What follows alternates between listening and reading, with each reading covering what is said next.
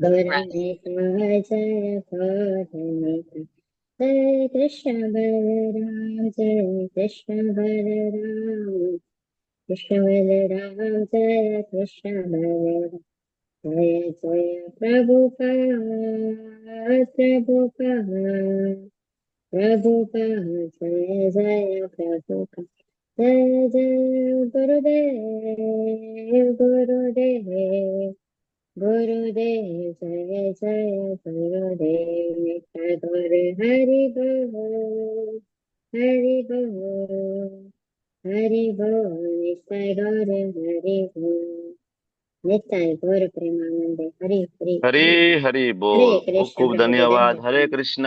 માનસી હરે માતાજી, કૃષ્ણ ખૂબ ખૂબ ધન્યવાદ પ્રભુજી. સુંદર મજાના કીર્તન માટે. Thank you so much. હરે સુરક્ષા કૃષ્ણ. માતાજી, આરતી માતાજી. हरे कृष्णा प्रभु जी, પ્રભુજી. हरे दंडवत कृष्ण प्रणाम। प्रभु जी। કૃષ્ણ બધા हरे કો. कृष्ण प्रभु હરે हरे जी। હરે कृष्ण કૃષ્ણ प्रभु। પ્રભુજી. धन्यवाद હરે प्रणाम हरे प्रभु। कृष्ण કૃષ્ણ प्रभु। હરે કૃષ્ણ. धन्यवाद प्रणाम प्रभु जी। हरे જય कृष्ण કૃષ્ણ. દંડવત प्रभु। પ્રણામ. હરે કૃષ્ણ. હરે કૃષ્ણ પ્રભુજી. વેલકમ. પ્રભુજી દંડવત પ્રણામ. हरे ધર્મેન્દ્ર कृष्ण પ્રભુ, प्रभु। જ્યોત્સના हरे कृष्ण માતાજી, प्रभु, दंडवत प्रणाम। હરિસુંદર પ્રભુજી, હરે કૃષ્ણ. ભાનુબેન, લતા हरे માતાજી, कृष्ण हरे સવિતા कृष्ण। માતાજી, નરેન્દ્ર પ્રભુ, રમણ પ્રેષ્ઠા हरे પ્રભુ, कृष्ण प्रभु, જિજ્ઞાસા दंडवत માતાજી, प्रणाम। દંડવત પ્રણામ. હરે કૃષ્ણ હરે કૃષ્ણ.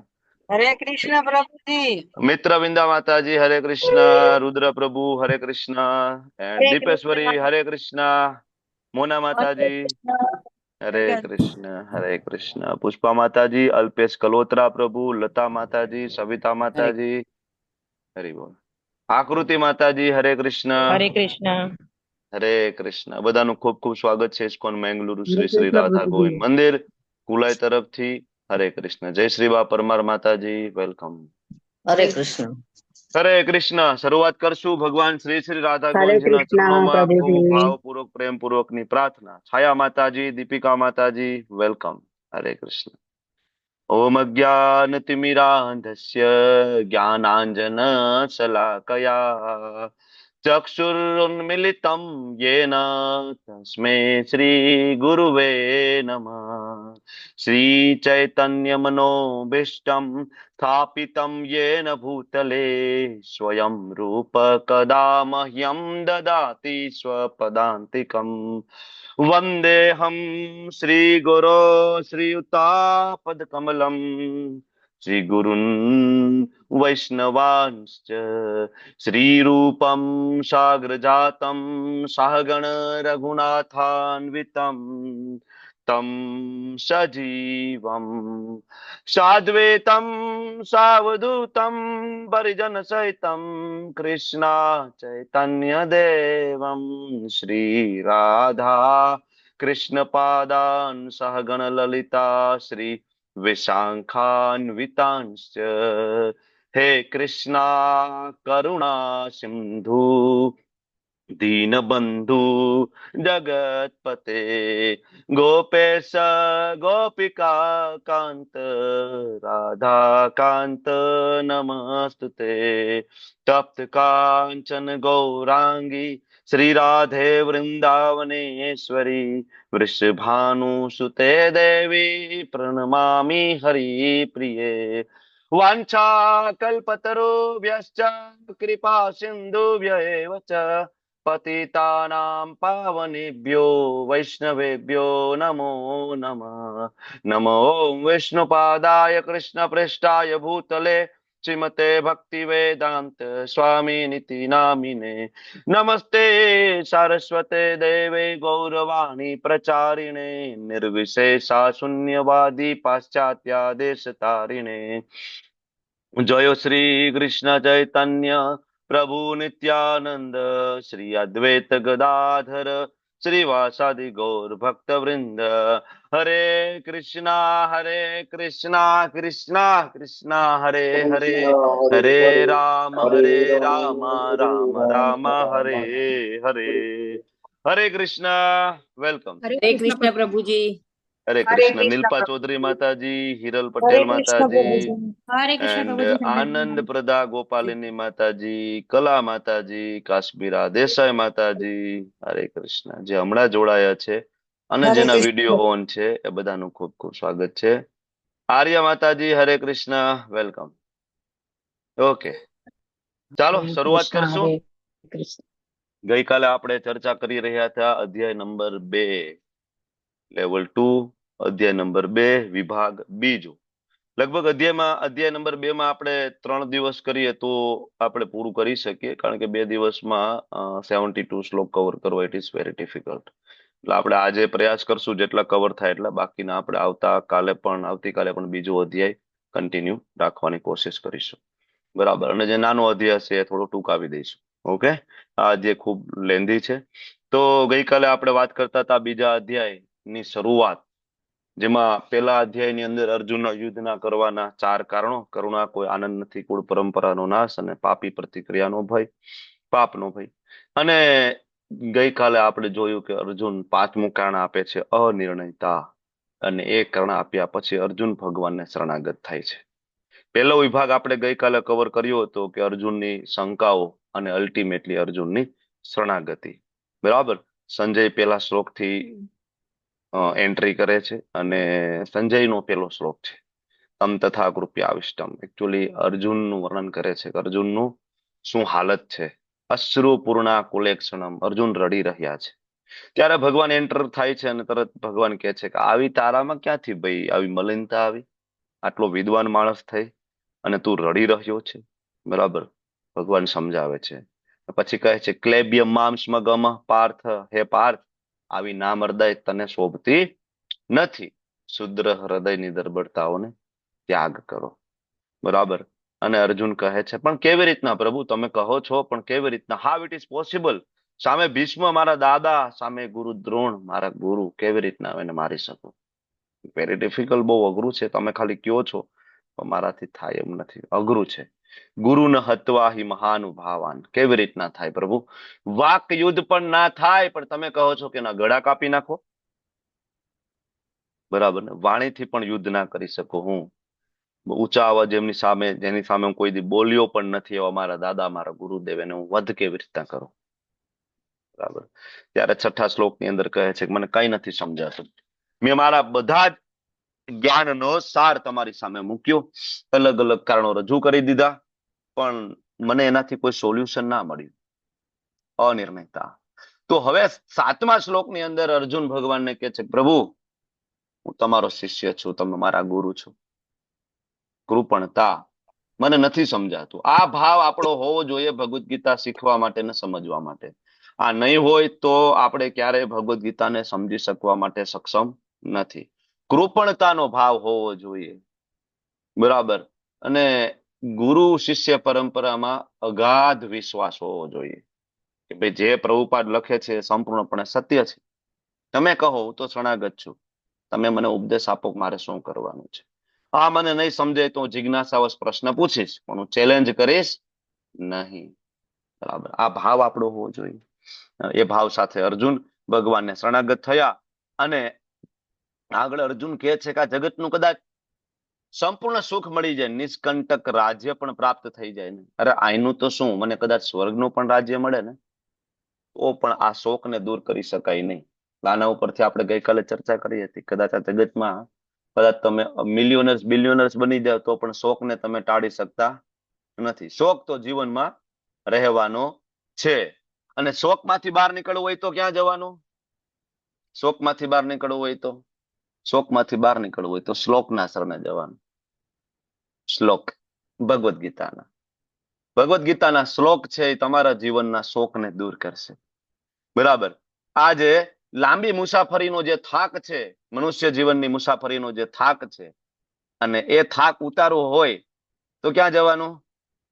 કથાના શરણે જવાનું. થાકનું ઊંધું કથા. બરાબર ને? શોક દૂર કરે શ્લોક અને થાક દૂર કરે કથા. કૃષ્ણ કથાના શરણે જવાનું છે. બરાબર. આમ કરીને અર્જુન શરણે ગયા અને ભગવાન જેવા ગુરુ પદ ઉપર બિરાજમાન થયા અને ભગવાનને ખબર પડી કે જીવ પોતાની ઓરિજિનલ સ્થિતિને ઓળખવા માટે સક્ષમ થયો છે, ત્યારે ભગવાન ખુશ થઈ રહ્યા છે. એવા મુક્તવા ઋષિકેશ ગુડાકેશ પરંત, ભગવાન આનંદિત થયા. બરાબર. પ્રહસન્નીવ ભારત. ભગવાન સ્મિત પૂર્વક હવે અર્જુનને ગાઈડ કરે છે. અને પહેલા પ્રશ્નનો જવાબ કરુણા. આપણા જીવનમાં રહેલા દરેક પ્રકારના દુઃખ નું કારણ આપણે આ શરીરને હું છું એવું માની લીધું, એટલે માથાકૂટ થઈ ગઈ. જે દી આપણે એ સમજતા શીખી જઈશું ભગવદ્ ગીતામાંથી કે હું આ શરીર નથી, હું આત્મા છું. બરાબર. મારા શરીર દ્વારા થયેલા પૂર્વજન્મના કર્મના ફળ સ્વરૂપે મને આ જન્મની અંદર એક પ્રકારનું શરીર, એક પ્રકારના માતા પિતા, એક પ્રકારના મિત્રો, એક પ્રકારનો મારો ધર્મ, એક પ્રકારની જાતિ, એક પ્રકારનો સંબંધ, લોકેશન, જગ્યા, દેશ, આ બધું મને પૂર્વજન્મના કર્મ પ્રમાણે સતોગુણ, રજોગુણ અને તમોગુણ, આનું જે મેં જે રીતના ચયન કર્યું એ પ્રમાણે આ વખતે મને આ બધું પ્રાપ્ત થયું છે. પણ ખરેખર મારો આ કોઈ સાથે કોઈ સંબંધ નથી. જેવી રીતના મૂવી ચાલતું હોય તો એમાં જે વ્યક્તિ કેરેક્ટરમાં હોય, બરાબર, તો એની અંદર એના બધા હોય, સગાવાલા હોય, રિલેટિવ હોય, બધું હોય સિરિયલની અંદર. પણ જેવું, બરાબર, ને ત્યાંથી ડાયરેક્ટર, પ્રોડ્યુસર, ડાયરેક્ટર કહે પેકઅપ, બરાબર, જેવું પેકઅપ કહે એટલે બધા પોતપોતાના રોલમાંથી બહાર નીકળી જાય. પછી ત્યાં કોઈ રિલેટિવ નથી, કારણ કે બધા પોતાના કેરેક્ટરમાંથી બહાર આવે, બરાબર. અને જ્યારે, બરાબર, કહે સ્ટાર્ટ કરો, બરાબર ને, સીન સ્ટાર્ટ, તો તરત બધા પોતપોતાના કેરેક્ટરમાં આવી જાય. તો આપણે અત્યારે કેરેક્ટરમાં છીએ, બરાબર, પણ આપણે સમજવું જોઈએ કે હું આ એક એક્ટિંગ કરી રહ્યો છું, મારો એક રોલ પ્લે છે, એ રોલ પ્લે હું નિભાવી રહ્યો છું. મને આ વખતે રોલ પ્લે મળ્યો છે પુરુષનો, માનો, પિતાનો, દાદાનો, કાકાનો, માનો. કઈ ને કઈ મને રોલ મળ્યા છે, મારે રોલ નિભાવવાનો છે. પણ મારી ઓરિજિનલ આઈડેન્ટિટી આ નથી, બરાબર. ઓરિજિનલ આઈડેન્ટિટી આ નથી. ઓરિજિનલ આઈડેન્ટિટી છે જીવેર સ્વરૂપ હોય કૃષ્ણ નિત્ય દાસ. ભગવાન એ જ્ઞાન આપવાની શરૂઆત કરે અને 11મા શ્લોકમાંથી ભગવાન શરૂઆત કરે. પહેલી જ વસ્તુ ભગવાન અર્જુન કે છે અશોચાનન વશોત્તમ પ્રજ્ઞાવાદસ્સ ભાષસે. તો બહુ મોટો પંડિત છો, એવી વાતો કરે છો. પંડિત હોય એ કોઈ દિવસ જીવિત કે મૃતનો શોક ના કરે, કારણ કે એને ખબર છે કે મૃત્યુ એટલે શું છે. મૃત્યુ એટલે ટ્રાન્સમાઇગ્રેશન ઓફ સોલ, બીજું કઈ નથી. એક શરીરમાંથી આત્માનું બહાર નીકળવું એને આપણે મૃત્યુ તરીકે ઓળખીએ છીએ, અને એ આત્માનો બીજા શરીરમાં પ્રવેશ કરવો એને આપણે જન્મ તરીકે ઓળખીએ છીએ. ખરેખર આત્માનો કોઈ જન્મ નથી ને આત્માનું કોઈ મૃત્યુ નથી. એટલે ભગવાન 12મા શ્લોકમાં કહે છે પેલાય તમે હતા, અત્યારે છો અને આગળ પણ રહેશો. આ આપણને કન્વિન્સ થઈ જવું પડે આ શ્લોક વાંચીને, કે આપણે પેલા પણ હતા, અત્યારે છીએ અને આગળ પણ રહીશું. આપણા સ્વજનો પેલા પણ હતા, અત્યારે છે અને આગળ પણ રહેશે. ભલે આપણી સાથે હોય કે ના હોય, સ્વજનો પેલા પણ હતા. કદાચ સ્વજનો આપણને છોડીને જાય તો આગળ પણ એ રહેવાના છે. ભગવાન એ ગેરંટી આપે છે કે રહેશે, બરાબર. ભગવાન પેલા પણ હતા, અત્યારે પણ છે ને આગળ પણ રહેશે. તો પછી હું કોણ છું? ત્યારે ભગવાન કહે છે દેહિનોસ્મિન યથા દેહે કૌમારમ યૌવનમ જરા. અરે જેવી રીતના નાના બાળકમાંથી તું યુવાન થયો, યુવાનમાંથી તું વૃદ્ધ થયો, છતાં તું એમ કે છો કે આ હું છું, એ હું કોણ છે? તારું શરીર તો એવું છે નહીં. જયારે તું નાનું બાળક હતો ત્યારે તારું શરીર હતું એવું છે? યુવાનીમાં એવું શરીર તને છે? નથી. યુવાનીમાં જે તારામાં બળ, શક્તિ, સામર્થ્ય હતું, જેવું શરીર હતું, જેવી તારી તંદુરસ્તી, હેલ્થ હતી, એ વૃદ્ધાવસ્થામાં નહીં રહે. છે ઘણા બધા અહીંયા વૃદ્ધ છે, બરાબર, ઓલ્ડ એજ છે. તમારી યુવાનીમાં હતું એવું શરીર, છતાં પણ તમે એમ કહો છો કે હું જ છું. ખરા અર્થમાં એ હું છું એ કોણ છે? હું છું એ આત્મા છે. એટલા માટે જયારે તમને પૂછે, બરાબર, કે ભાઈ આ હાથ કોનો છે, ત્યારે તમે કહેશો કે આ હાથ મારો છે, આ હાથ મારો છે, આ વાળ મારા છે, જીભ મારી છે, આ આંખ મારું છે, આ નાક મારું છે. જ્યારે તમે કોઈને મારું કહો છો તો ત્યાં તમે અને એ જેને મારું કહો છો એ બે જુદી જુદી વસ્તુ છે. જેમ કે હું એમ કહું કે આ ચાવી મારી છે, તો ચાવી હું નથી, બરાબર ને? આ ચાવી હું નથી, ચાવી મારી છે, મતલબ ચાવી જુદી છે ને હું કઈક જુદો છું. તમે એમ નથી કહેતા કે હાથ હું છું, તમે એમ કહેશો કે હાથ મારો છે, બરાબર. તો મતલબ હાથ તમે નથી. તો એ તમે છો કોણ? આત્મા, સોલ. ભગવાને સમજાવે છે, બરાબર. તો ધીર પુરુષને ખબર પડે છે કે ભાઈ આત્મા તો નિરંતર મૃત્યુ પછી એક શરીર છોડી દે અને બીજા શરીરમાં પ્રવેશ કરી જાય. તો એની અંદર પછી મૂંઝાવાની શું જરૂર છે? ઉલટાનું એનો આત્મા કઈ રીતના ઉન્નત થાય ને, પ્રયત્ન તો એનો રહેવો જોઈએ ને. એટલા માટે જો વૈષ્ણવ એટલા મૂંઝાતા નથી. એવું નથી કે વૈષ્ણવોને દુઃખ નથી થતું, થાય છે, બરાબર ને. 30 વર્ષ, 40 વર્ષ, 50 વર્ષ, બરાબર, એમની સાથે વિતાવેલો સમય યાદ કરીને વૈષ્ણવોને પણ દુઃખ થાય છે. પણ વૈષ્ણવો એક પાછળનું પિક્ચર પણ જોઈ શકે છે, જે સામાન્ય લોકો જોઈ શકતા નથી. સામાન્ય લોકો ખાલી એટલું જ જોવે, એની સાથેનો જેટલો સમય વિતાવેલો હોય એટલું પિક્ચર જોઈ શકે. પણ વૈષ્ણવોની પિક્ચરની જે ફિલ્મ છે થોડી મોટી છે, વાઇડ સ્ક્રીન ઉપર એ જોતા હોય છે. બરાબર, ભૌતિક લોકો છે આટલા સમયમાં જોતા હોય છે, અને વૈષ્ણવોનો જે સમય છે એ અસીમિત છે. બરાબર, એ પેલા પણ જોઈ શકતા હોય, અત્યારે પણ એની સાથે હોય ત્યારે. હવે પછી જયારે શરીર છોડીને કોઈ સ્વજન જતું રહે તો વૈષ્ણવ એ પણ જોઈ શકતા હોય છે કે હા બરાબર છે, અને આત્માની ગતિ કઈ રીતના હવે કરવાની, શું એની પાછળ કરીશું, હરિનામ કરીશું, ભગવદ ગીતા વાંચીશું. વૈષ્ણવનો આ દ્રષ્ટિ હોય છે, એટલે વૈષ્ણવ એટલા મૂંઝાતા નથી. બરાબર, એટલે આગળ ભગવાન કહે છે, માત્રા સ્પર્શાસ્તુ કોંતેય શીતોષ્ણ સુખ દુઃખદા આગમાં પાયનું નિત્યા તામ તિતિક્ષવ ભારત. તું કોનો દીકરો છે, કયા કુળમાંથી તું આવે છે, વિચાર તો કર. ભારત, દુષ્યંત રાજા અને શકુંતલાના પુત્ર રાજા ભરત થી બરાબર કુરુવંશ ચાલ્યો આવે. એની પહેલા પણ હતો, પણ ત્યાંથી આપણે હિસ્ટ્રી પ્રાપ્ત થાય. કુરુવંશના મહાન રાજા ભરત, ઘણું બધું એમને પણ સહન કર્યું એમના જીવનની અંદર. બરાબર, એટલે અહીંયા ભારત તરીકે સંબોધન કરે છે કે ભારત, તું કુંતી પુત્ર છે. બરાબર, સુખ દુઃખ નું ક્ષણિક આવું અને કાળાંતરે એનું અદ્રશ્ય થવું શિયાળા ઉનાળા જેવું છે. સહન કરતા શીખવું પડશે. ભગવાન તમને ને મને કહે છે સહન તો કરવું પડશે. તમે ભક્તિમાં આવી જશો તો દુઃખ નહીં આવે? ભગવાન ક્યાં આવશે? ભક્તિમાં આવશો તો દુઃખ તો આવશે જ, પણ એને સહન કરતા શીખવું. જેવી રીતના શીતોષ્ણ સુખ દુઃખ, શિયાળો અને ઉનાળો જેવી રીતના આવે છે એવી રીતના સુખ પણ આવશે, અને એ જઈને દુઃખ પણ આવશે, અને દુઃખનો દિવસ પણ જશે અને સુખ પણ આવશે. બરાબર ને? લેડીઝ ગમે તેવી ગરમી હોય તો કિચનમાં જઈને રસોઈ બનાવે છે ને, એવું કે છે કે ના ના ભાઈ આટલી ગરમીમાં રસોઈ નહીં બનાવી. બરાબર ને? શિયાળો ગમે એવો હોય, આપણે લોકો મંગલા આરતી એટેન્ડ કરીએ છીએ, સવારે સ્નાન કરીને જઈએ છીએ ને મંગલા આરતી એટેન્ડ કરવા માટે. બરાબર, એટલે ભગવાન સમજાવે છે કે અત્યારે તું બહુ દુઃખી છો, ચિંતા ના કરીશ, આ સમય જતો રહેશે. આ સમય પણ જતો રહેશે. સુખ અને દુઃખ, પ્રોફિટ અને લોસ, આ બધું સહન કરતા શીખવું પડશે. એટલે એ કહે છે, બે શબ્દ વાપર્યા છે ભગવાને અર્જુન માટે, કૌંતેય અને ભારત. કૌંતેય એટલે માતૃપક્ષ કેટલું સહન કર્યું છે. તારા માતૃપક્ષ એટલે કુંતી મહારાણી, કેટલું સહન કર્યું છે તું જો. તું આટલું સહન નથી કરી શકતો. અને ભારત, તારો પિતૃપક્ષ ખૂબ મહાન છે, તારો કુરુવંશ. બરાબર, એટલે બંને પક્ષોનો મહામૂલો વારસો લઈને તું આવી રહ્યો છે. બરાબર, તો તારે સહન કરવું પડશે. તું યુદ્ધને ટાળી શકે નહીં. ભગવાન કે તારી જવાબદારી છે, તારું કર્તવ્ય છે કે તું યુદ્ધને ટાળી શકે નહીં. અવશ્ય તારે યુદ્ધ તો કરવું પડશે, અને આવા સુખ દુઃખ તારે સહન કરવા પડશે. તો આપણે પણ આપણા જીવનમાં આવનારા આ બધા યુદ્ધ છે, પ્રોફિટ લોસ, સ્વજનોનું જવું, મૃત્યુ થઈ જવું, બરાબર, કઈ ને કઈ બીમારી આવે, ઘણી વખત ભયાનક બીમારીઓ શરીરમાં આવતી હોય છે, કેન્સર. બરાબર, તો ક્યારેક ત્યારે આપણે પડી જઈએ, પણ આપણને ખૂબ આનંદ થાય છે કે આપણે પ્રભુપાદે જ્ઞાન આપ્યું છે કે ઇવન આપણા અહીંયા ગુજરાતી ઇસ્કોન મેંગલુરુ ગ્રુપની અંદર પણ એવા વહાલા વૈષ્ણવો છે, એવા બળવાન વૈષ્ણવો છે કે જેને આપણને ઉદાહરણ પૂરું પાડ્યા છે, કે જે કેન્સર જેવી ભયંકર બીમારીઓથી અત્યારે ઝઝૂમી રહ્યા છે. બરાબર, એવા આપણને પ્રેરણા આપે એવા વૈષ્ણવ આપણી વચ્ચે છે. કદાચ આ ક્લાસમાં પણ હોય. બરાબર, સવારે મંગલા આરતીમાં રોજ હોય છે. બરાબર, ઘણા બધા. જયેન્દ્ર પંચાલ પ્રભુ, મેં આની પહેલા તમને વાત કરી હતી. બરાબર, કેન્સરથી ઝઝૂમી રહ્યા છે.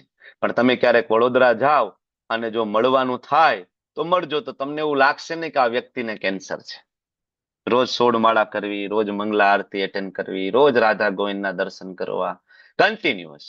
બરાબર, અને ભગવાન ખૂબ સરસ વ્યવસ્થા કરે છે એમના માટે. હું જોઉં છું એમના જ્યાં કંપનીમાં જોબ કરે છે ત્યાંથી એને ખૂબ સપોર્ટ મળી રહ્યો છે. સરસ ભગવાન વ્યવસ્થા કરે છે. હું જયારે વડોદરા જવાનું થાય તો મારો પહેલો ઉતારો મોસ્ટલી જયેન્દ્ર પ્રભુ ત્યાં થાય. બરાબર, મારા મિત્ર સમાન છે. બીજા એક માતાજી છે, કૌશિકા માતાજી, બહુ નાની ઉંમરમાં ડિટેક્ટ થયું. બરાબર ને, છતાં પણ પરફેક્ટ. બરાબર, કોઈ એવું નહીં કે ભાઈ ભગવાને મારા જીવનમાં શું કામ આ લાવ્યા છે, મારા જીવનમાં શું કામ દુઃખ પડ્યું છે. ના, પરફેક્ટ. ઘણા બધા છે, મને આ બે નામ આવડે છે. બીજા મને નામ યાદ નથી, પણ એવા ઇવન ગુજરાતી ઇસ્કોન મેંગલુરુ ગ્રુપની અંદર એવા વિરલાઓ છે કે જેને આ શ્લોક આત્મસાત કર્યો છે. ખાલી કહેવાની વાત નહીં, આત્મસાત કર્યો છે. માત્ર સ્પર્શાસ્તુ કોંતય શીતોષ્ણ સુખ દુઃખદા, તો સુખ ને દુઃખ તો આવશે, પણ ભક્તિ મારી અફર રહેશે. મારી કૃષ્ણ પ્રત્યેની સેવામાં કોઈ ફેર નહીં પડે. મારા જીવનમાં ગમે તે વિઘ્ન આવે છે. આવા હજારો લોકો છે ઇસ્કોનની અંદર, બરાબર. તો પ્રેક્ટિકલી પણ આપણે જોઈ શકીએ છીએ. હે પુરુષ શ્રેષ્ઠ અર્જુન, જે પુરુષ સુખ તથા દુઃખમાં વિચલિત થતો નથી અને બંનેમાં એક સમાન રહે છે, મુક્તિ પામવા માટે યોગ્ય છે. આ પ્રેક્ટિસ છે.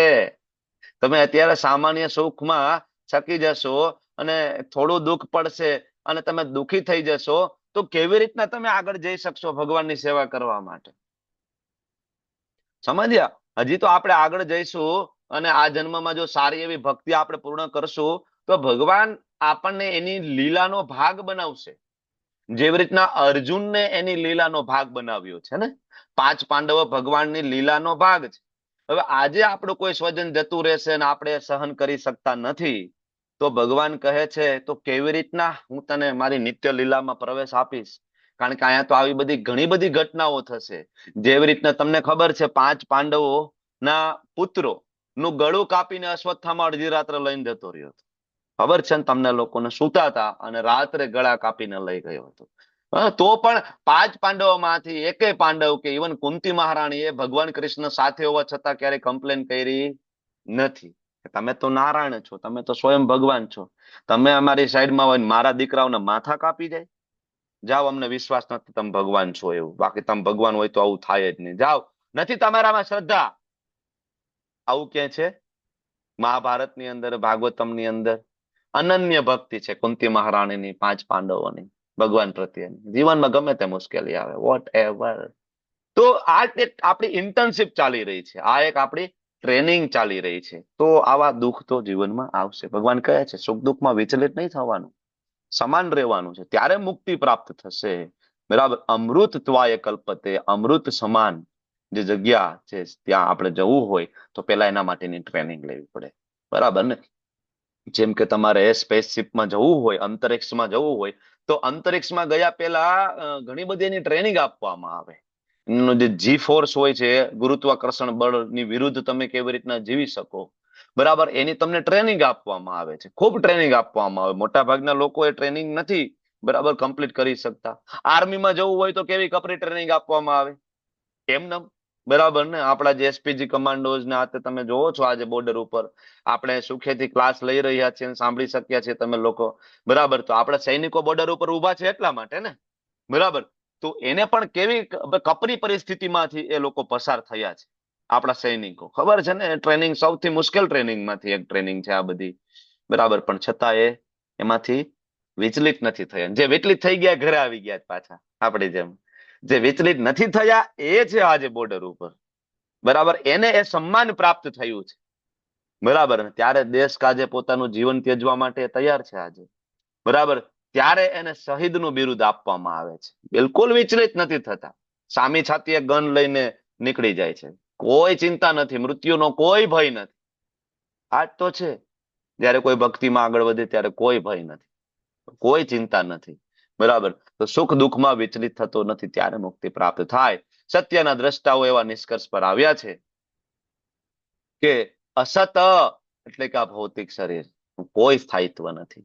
શું લાગે છે કે આજે સગાવાલા કદાચ થોડા વેલા જતા રહ્યા, આપણે ત્યાં ગયા હતા બરાબર ને, આપણે અંજાર, તો બસ સરસ મજાનું લેક્ચર આપતા સ્વામીજીએ ત્યાં કહ્યું ભાઈ આપણે એવું લાગે કે ભાઈ આ સગા જતા થોડા વેલા જતા રહ્યા. જવાનું તો કન્ફર્મ છે ને, એવું તો છે ને કે ભાઈ અમર પટોલ લઈને આવ્યા છે, બરાબર.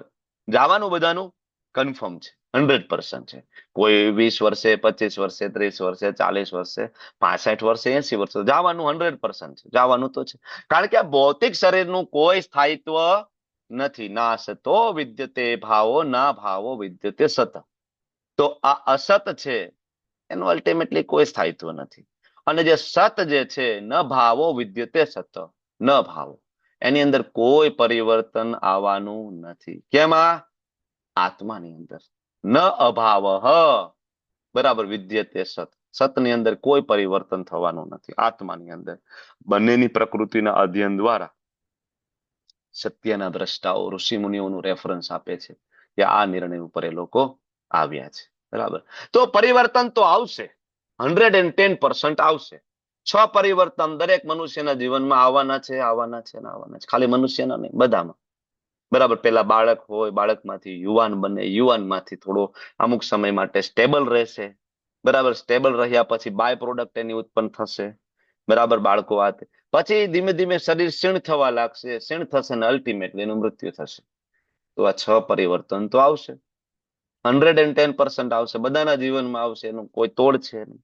બરાબર. અને ઇવન મેડિકલ સાયન્સ પણ માની રહ્યું છે કે આપણા કોષો પ્રતિક્ષણ બદલાઈ રહ્યા છે. પ્રતિક્ષણ આપણું મૃત્યુ થઈ રહ્યું છે. આપણે મરી રહ્યા છીએ. બરાબર. પરંતુ શરીરમાં પરિવર્તન થતું હોવા છતાં મન અને આત્મા સ્થિર રહે છે. એટલા એ કહે છે. બરાબર. ભગવાન જીવોને ઉપદેશ આપી રહ્યા છે. બરાબર. કે ભાઈ શરીરનું કોઈ સ્થાયિત્વ નથી, ગમે એટલું તમે કરી લો. અત્યારનું વિજ્ઞાન આની પાછળ પડેલું છે, કેવી રીતના વધારે સમય સુધી સારી રીતના જીવી શકાય. વિજ્ઞાન આના ઉપર ખૂબ રિસર્ચ કરી રહ્યું છે કે કેવી રીતના શરીરને બચાવી શકાય. પણ આયા ભગવદ ગીતા કહે છે દેટ ઇઝ ઇમ્પોસિબલ. શરીરનું કોઈ સ્થાયિત્વ છે જ નહીં, ગમે એટલો પ્રયત્ન કરી લો, એ જશે જશે ને જશે. સમગ્ર શરીરમાં વ્યાપ્ત છે તેને જ તું અવિનાશી જાણ. કોણ વ્યાપ્ત છે? આત્મા. તે અવિનાશી છે. અવિનાશી આત્માનો નાશ કરવા કોઈ જ સમર્થ નથી. નોબડી. બરાબર. અવિનાશી આત્માનો નાશ કરવા માટે કોઈ સમર્થ નથી. આત્માને નષ્ટ કરી શકાતી નથી. બરાબર. કારણ કે આત્મા એ એનર્જી છે, ભગવાનની શક્તિ છે. તો ઇવન મટીરિયલ એનર્જીનો પણ નાશ કરી શકાય નહીં. ખબર છે ને તમને લોકોને? જે લોકો થોડું ઘણું ભણ્યા હશે અને ખ્યાલ હશે કે energy cannot be created and cannot be destroyed. હા, એનર્જીને તમે ક્રિએટ નથી કરી શકતા અને તમે એને ડિસ્ટ્રોય પણ કરી શકતા નથી. એનર્જીને તમે રૂપાંતરિત કરી શકો છો. બરાબર. તો જે સોલ છે એ પણ ભગવાનની એનર્જી છે. બરાબર. મમે વાંશો જીવ લોકે જીવભૂત સનાતન. બરાબર. અપરે મે ત્યાસ્તો અન્ય, કે મારી એક અલગ શક્તિ પણ છે. બરાબર. જીવ ભગવાનની પરાશક્તિ છે, પરમ શક્તિ, એ ભગવાનની તટસ્થ શક્તિ છે. બરાબર. તો એ ભગવાન કહે છે કે શક્ય નથી કે આત્માનો નાશ થાય. તો સેમ ભીષ્મ અને દ્રોણ આત્મા છે, તેનો નાશ શક્ય નથી. બરાબર. એટલા માટે વૈષ્ણવો એ શોક સભા નથી કરતા, સ્મૃતિ સભા કરે છે. જેમ આપણે ગયા હતા, જનરલી લોકો શોક સભા કરતા હોય, ખૂબ જ ક્રંદન કરતા હોય, ખૂબ જ રડતા હોય. બરાબર. આપણે જોયું છે મોટા ભાગે.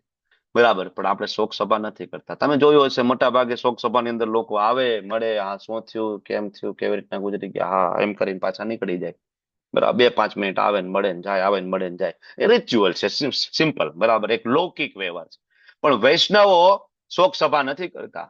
વૈષ્ણવો પ્રાર્થના સભા કરે છે. વૈષ્ણવો સ્મૃતિ સભા કરે છે. બરાબર. કે જેના કારણે બધા સાથે મળીને ભગવાનનું નામ લે. આ યોજના હોય છે હંમેશા, કે ભગવાનનું નામ લે, ભગવાનની કથા હોય, ભાગવતમ હોય. બરાબર. કે જેનાથી આવનારા હજારો લોકોનો ઉદ્ધાર થઈ જાય. એટલા માટે આપણે પ્રાર્થના સભા અથવા તો સ્મૃતિ સભા રાખીએ છીએ, નહીં કે શોક સભા. બરાબર. કારણ કે આત્માનું ક્યારે મૃત્યુ થવાનું નથી. કારણ કે આત્મા જે છે, સ્મૃતિ સભા, સરસ નામ છે ને, નિશા માતાજી લખે છે સ્મૃતિ સભા. શોક સભા નહીં, શોક નહીં કરવાનું. આત્માનું કોઈ મૃત્યુ નથી, શોક કરવાની જરૂર નથી. સ્મૃતિ, એની સાથેની સારી યાદો, એને યાદ કરી શકાય છે. બરાબર. અને એનું હવે આગળની ગતિ કઈ રીતના થાય એના માટે પ્રયત્ન કરવો જોઈએ. ખાલી ખબર પૂછીને શું થશે? હજારો લોકો આવશે, ના શું થયું હતું? તો કે આમ થયું હતું, આમ થયું હતું, આમ થયું હતું, આમ થયું હતું. જતા રહે. હા ઓકે, જતા રહેશે. ફરી બીજું આવશે, સેમ કેસેટ. ત્રીજું આવશે, સેમ કેસેટ. ચોથું આવશે, સેમ કેસેટ. આખા દિવસમાં 200 લોકો મળવા આવશે, 200 વખત સેમ કેસેટ ચાલશે. ફાયદો શું થશે? જાણીને શું ફાયદો થશે?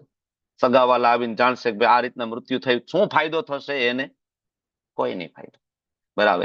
એના કરતા એ લોકો આવશે, બેસે, ભગવાનનું નામ લેશે, માળા કરશે, એનો પોતાનો ઉદ્ધાર થઈ જશે. કારણ કે ભગવાનના એક નામની અંદર એ શક્તિ છે કે સામેવાળા જીવના તમામ પ્રકારના પાપને હરી શકે છે. તો આપણે કરીને દેખાડ્યું ને, આપણે જોયું. બરાબર. વૈષ્ણવો કરી શકે છે આ વસ્તુ. જેટલું બોલવું સહેલું છે, કરવું સરળ નથી. છતાં પણ વૈષ્ણવ કરે છે. આવી પરિસ્થિતિમાં પણ એનું કૃષ્ણ ભાવના મૃતને ટકાવી શકે છે. આત્માનું કોઈ મૃત્યુ નથી, કારણ કે આત્માની સાઈઝ એટલી નાની છે ને. બાલાગ્ર શતભાગસ્ય સતતા કલ્પિતસ્ય ચ. બરાબર ને. શ્વેતાસર ઉપનિષદનો રેફરન્સ પ્રભુપાદી તાત્પર્યમાં મૂકે છે કે વાળનો જે અગ્રભાગ હોય, વાળની જે ટોચ હોય, બરાબર, એના તમે 10,000 ભાગ કરી નાખો એટલો સાઈઝ આત્માનો છે. એકદમ નાનો છે. બરાબર. બીજો મુંડક ઉપનિષદનો શ્લોક પણ ત્યાં પ્રભુપાદ મૂકે છે. તો આજ સુધી વૈજ્ઞાનિકો સમર્થ નથી થયા આત્માને જોવા માટે. નેવર. ટ્રાય કરી રહ્યા છે. બરાબર. મળતું નથી, દેખાતું નથી, એટલે લોકો એમ કે છે કે આત્માનું કોઈ અસ્તિત્વ નથી. એમ તો તમારી બુદ્ધિ નથી દેખાતી. જોઈ જ બુદ્ધિ કેવા કલરની છે, કેવડી છે. તો એવું માની લે બુદ્ધિનું અસ્તિત્વ નથી. બરાબર ને. બુદ્ધિ દેખાય છે? નથી દેખાતી. છતાં આપણે એવું કહીએ કે બુદ્ધિ નથી તમારામાં. તો જે નથી દેખાતું એનો મતલબ એવો નથી કે અસ્તિત્વ ધરાવતું નથી. બરાબર ને. ગામડાની અંદર કોઈ દાદા રહેતા હોય, કોઈ દિવસ શહેરમાં ગયા જ ન હોય, એ દાદાને તમે એમ કહો કે 50 માળની બિલ્ડિંગ હોય, તો દાદા કેવું હોય જ નહીં કોઈ દી. 50 માળની બિલ્ડિંગ થોડી હોય, નમી જાય, પડી જાય. તો 50 માળની બિલ્ડિંગ હોય કોઈ દી? ન હોય. હવે એને તમે દુબઈ લઈ જાઓ ને પછી બતાવો જોઈએ 150 માળની બિલ્ડિંગ. તો જરૂરી નથી કે આપણે જે નથી જોયું એ અસ્તિત્વ ધરાવતું નથી. આપણે કુવામાંના દેડકા સમાન છીએ. કુવામાંનો દેડકો હોય ને કોઈ દી સમુદ્ર જોયો ન હોય, દરિયો જોયો હોય ના જોયો, એટલા પાણીમાં જ રહેતો હોય. સમુદ્રનો કોઈ દેડકો ભૂલે ચૂકે જો કુવામાં આવી જાય તો એ દેડકાને કે ભાઈ હું તો સમુદ્રમાંથી આવ્યો છું, ત્યાં બહુ પાણી હોય. કેટલું પાણી હોય? કે આટલું. ઓલો દેડકો એમ કે આટલું. નાને કે વધારે. કેટલું? આટલું. અરે એના કરતા વધારે. આટલું. આના કરતા આટલું. આમ પર પોળો થઈ જાય આખો. આટલું. અરે તું કલ્પના ના કરી શકે. હોય જ નહીં કે. કારણ કે જોયું જ નથી ને. કુવામાંથી કોઈ દી દેડકો બહાર નીકળ્યો જ નથી, તો એને ખબર જ નથી. એમ આપણે બધા કુવાના દેડકા સમાન છીએ. એક નાના એવા પૃથ્વી નામના ગોળામાં આપણે રહીએ છીએ. આખી જિંદગીમાં કાઢી નાખીએ છીએ. આપણે ખબર જ નથી કે આવા ખરબો ગ્રહો છે. પૃથ્વી જેવા અરબો ખરબો ગ્રહો છે જેનું શાસ્ત્રમાં સટીક વર્ણન પ્રાપ્ત થાય છે. સટીક વર્ણન પ્રાપ્ત થાય છે. બરાબર. તો જાણવું પડશે ને કે આત્માનું ક્યારેય મૃત્યુ થતું નથી. નેવર. આત્માની સાઈઝ એટલી નાની છે કે આત્માનું ક્યારેય મૃત્યુ થઈ શકે નહીં. બરાબર. આગળ કહે છે અવિનાશી આત્માના હજી આગળના લક્ષણો ભગવાન કહે છે કે આત્મા અવિનાશી છે, કોઈ નાશ નથી. અમાપ. એનું માપ પણ તમે કાઢી શકતા નથી. બરાબર. આત્મા સનાતન, જીવના ભૌત સનાતન છે. જીવના ભૌતિક શરીરનો નાશ અવશ્ય થાય, માટે હે ભરતવંશી યુદ્ધ કર. શરીરનો નાશ તો થવાનો જ છે. શરીરની ચિંતા કરતા કરતા કરતા આપણે આપણો ઓરિજિનલ ઉદ્દેશ્યને ભૂલી જઈશું. ખાલી નિયત કર્તવ્ય કર્મ કરશું. બરાબર. પણ આપણે ભગવાનની સેવામાં નહીં લાગે તો શરીર તો નાશ થઈ જ જવાનું છે. બરાબર. એટલે એટલે આપણે લોકો બોડીમાં ઘણી વાર એટલા બધા ખોવાઈ જાય છે, એટલા બધા ખોવાઈ જાય છે કે આપણો મનુષ્ય જન્મનો મેઇન ઉદ્દેશ્ય આપણે ભૂલી જઈએ છીએ. જીવન શેના માટે મળ્યું છે? બરાબર. આ ભૂલી જાય છે. શરીરમાં જેટલા ખોવાઈ જાય છે. પણ શરીરનો નાશ 100% છે. 100% છે. તો ઓરિજિનલ ઉદ્દેશ્યને સાથે યાદ રાખ કે મને આ મનુષ્ય શરીર શું કામ મળ્યું છે. ઘણા લોકો આખી જિંદગી કઈ ને કઈ કરવામાં, નામ મેળવવામાં, પ્રસિદ્ધિ મેળવવામાં, પૈસા કમાવામાં, બરાબર, પરિવારને ખુશ કરવામાં, સમાજને ખુશ કરવામાં, ગામને ખુશ કરવામાં, દેશને ખુશ કરવામાં આખી જિંદગી હોમી દે છે. બરાબર. અલ્ટિમેટલી તમે જુઓ તો આધ્યાત્મિક દ્રષ્ટિએ કંઈ પ્રાપ્ત ના થાય. કારણ કે મનુષ્ય જીવનનો ઉદ્દેશ્ય પૂર્ણ થાય નહીં. અને મનુષ્ય જીવનનો ઉદ્દેશ્ય ત્યારે પૂર્ણ થાય જ્યારે આ જન્મ મૃત્યુના ચક્કરમાંથી આપણે છૂટીએ. એ ભગવાન કહે છે આત્મા અવિનાશી છે, અમાપ છે, સનાતન છે. બરાબર. જે આ જીવાત્માને હણનારો સમજે છે, કોઈ એવું માને કે ના હું આત્માને મારી નાખીશ. બરાબર. અને કોઈ એવું માને કે ના ના આત્મા મરી જાય છે, હણાયેલો છે. આ બે વ્યક્તિ ભગવાન કે અજ્ઞાની છે. કારણ કે આત્મા ક્યારે મરતો નથી અને આત્માનું ક્યારે મૃત્યુ થઈ શકે નહીં. આત્માને કોઈ મારી ના શકે. અર્જુન, તને એવું લાગે છે કે તારી પાસે મોટા મોટા શસ્ત્રો છે, બ્રહ્માસ્ત્ર, વરુણાસ્ત્ર, અજ્ઞાસ્ત્ર, તું આત્માને નહીં મારી શકે. કારણ કે આત્માની સાઈઝ એટલી સૂક્ષ્મ છે. ભૌતિક શાસ્ત્રથી આત્માનું હણવું અશક્ય છે. ઇમ્પોસિબલ છે આત્માને. હવે આયા સ્ટેટમેન્ટ ભગવાન આવું આપે તો પ્રભુપાદ સમજાવે છે તાત્પર્યમાં. આનો મતલબ એવો નહીં કે અહીંયા શરીર વધને પ્રોત્સાહન આપવામાં આવે છે. એ કુકડો લઈ આવો ને કુકડાને કાપી નાખો. આત્માનું તો કોઈ મૃત્યુ છે નહીં ભાઈ. શરીરનું મૃત્યુ થાય શરીર તો આમે મરવાનું જ છે. કુકડો આજે મરશે ને કુકડો કાલે મરશે, તેના કરતા આજે કાપી નાખો ને ખાઈ જાવ. આત્મા ક્યાં આમે મરવાનો છે? ભગવદ ગીતામાં કીધું છે, તો આપણે આત્માને તો મારતા નથી. બરાબર. તો હિંસા શેના માટે કરવાની અહીંયા વાત છે ભગવદ ગીતામાં, એ પણ સમજવું પડશે. ભગવાન અર્જુનને ધર્મના સિદ્ધાંતોની સ્થાપના કરવા માટે કહે છે કે ભાઈ અહીંયા ધર્મોના સિદ્ધાંતોની સ્થાપના અને આતતાઈઓના વધની પ્રોત્સાહનની વાત છે, નહીં કે નિર્દોષ લોકોની હત્યા, નિર્બળ પશુની હત્યા માટે ભગવાન કહેતા નથી. આ સમજવું પડશે ને આપણે. બરાબર. ભગવાન અહીંયા કહે છે તું ગળા કાપી નાખ, પણ કોના કોના ગળા કાપવાના છે? નિર્દોષ લોકોના ભગવાન કહે છે ગળા કાપી નાખ? ભગવાન એવું કે છે કે ભાઈ આત્મા તો મરતો નથી, શરીર મરવાનું છે, બધાને કાપી નાખો જે દેખાય બધા? ના, ભગવાન કહે છે આતતાઈઓ છે એનો વધ કરવામાં કોઈ પાપ નથી લાગતું. બરાબર. એટલે ભગવાન કે ધર્મના સિદ્ધાંતોની સ્થાપના, ધર્મ તું સાક્ષાત ભગવત પ્રણિતમ, ભગવાન જે કે છે અલ્ટિમેટલી ધર્મ છે, તો ભગવાન અર્જુન કે છે કર. બરાબર.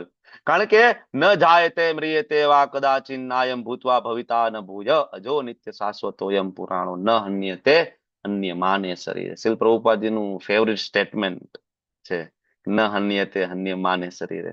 પ્રભુપાદજીને ઘણા બધા લેક્ચરમાં તમે એમને બોલતા સાંભળશો સ્ટેટમેન્ટ, કે આત્મા ક્યારે હણાતો નથી અને પ્રભુજી શરીર સંભળાતું નથી. નથી સંભળાતું. ક્લિયર હરે છે કૃષ્ણ. પ્રભુજી અવાજ. હરે કૃષ્ણ. હા, તો જેમને સંભળાતું નથી એમને એક મેસેજ મોકલી દો કે રીજોઈન હા કરી પ્રભુ. દે. Okay, thank you. તો આત્મા માટે કોઈ પણ વખતે જન્મ નથી, ન જાયતે, કોઈ પણ મૃત્યુ નથી, ન મ્રિયતે વા કદાચિન, ક્યારે પણ નહીં, નાયમ ભૂતવા, ભૂતકાળમાં પણ નહીં, ભવિતા, ભવિષ્યમાં પણ નહીં, ન ભૂય, અત્યારે પણ નહીં. આત્મા ક્યારે જન્મ્યો નથી, જન્મો લેતો નથી, જન્મવાનો પણ નથી. કારણ કે આત્મા અજો, ભગવાન પોતાના માટે કે છે ને અજો. ભગવાન પોતાના પણ અજ કહે છે, અને આત્મા પણ કેવો છે? અજ.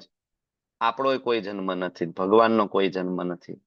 જો આપણે અજન્મા છીએ, નિત્ય છીએ, શાશ્વત છીએ, બરાબર, પુરાતન છીએ. શરીર તો હણાઈ જાય છે ભગવાન કહે છે, પણ આત્મા ક્યારે હણાતો નથી. કોઈ જન્મ નથી આપણો. તમને કોઈ પૂછે કે ભાઈ તમારી બર્થ ડેટ શું છે, બરાબર, તો તમે એમ કહો કે ભાઈ આ છે. ધારો કે મને કોઈ પૂછે બર્થ ડેટ શું છે, તો કે 19/10/85. પણ એકચ્યુઅલી મારે એવું કેવું જોઈએ કે ભાઈ હું આટલા વર્ષથી આ શરીરમાં રહું છું.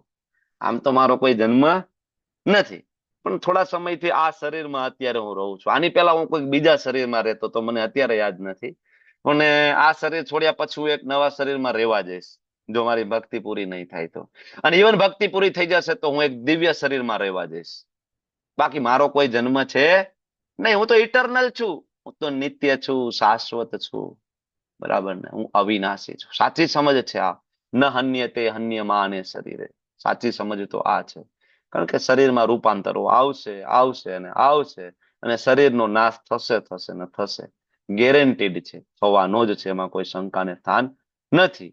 એટલે આગળ કહે છે હે પાર્થ, આત્મા અવિનાશી છે. જો મુદ્દો બહુ સેન્સિટિવ છે.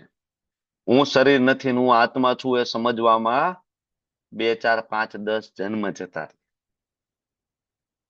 2, 5, 10 વર્ષ નથી કેતો, 2, 5, 10 જન્મ જતા રહીએ ત્યાં સુધી આ પેલો કન્સેપ્ટ ઘણી વાર સમજાય નહીં કે હું આ શરીર નથી, હું તો આત્મા છું. એટલા માટે તમે જોશો કે રિપીટેશન થઈ રહ્યું છે. આગળ પણ કહ્યું અવિનાશી, તો અહીં પાછું અવિનાશી આવ્યું. આગળ પણ કહ્યું સનાતન, અહીં પાછું સનાતન. શું કામ?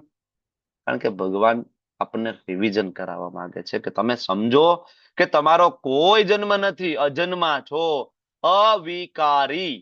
અવિનાશી તો છો, વિનાશ તમારો નહીં થાય. તમે સનાતન છો, પેલા હતા, અત્યારે છો, આગળ રહેશો.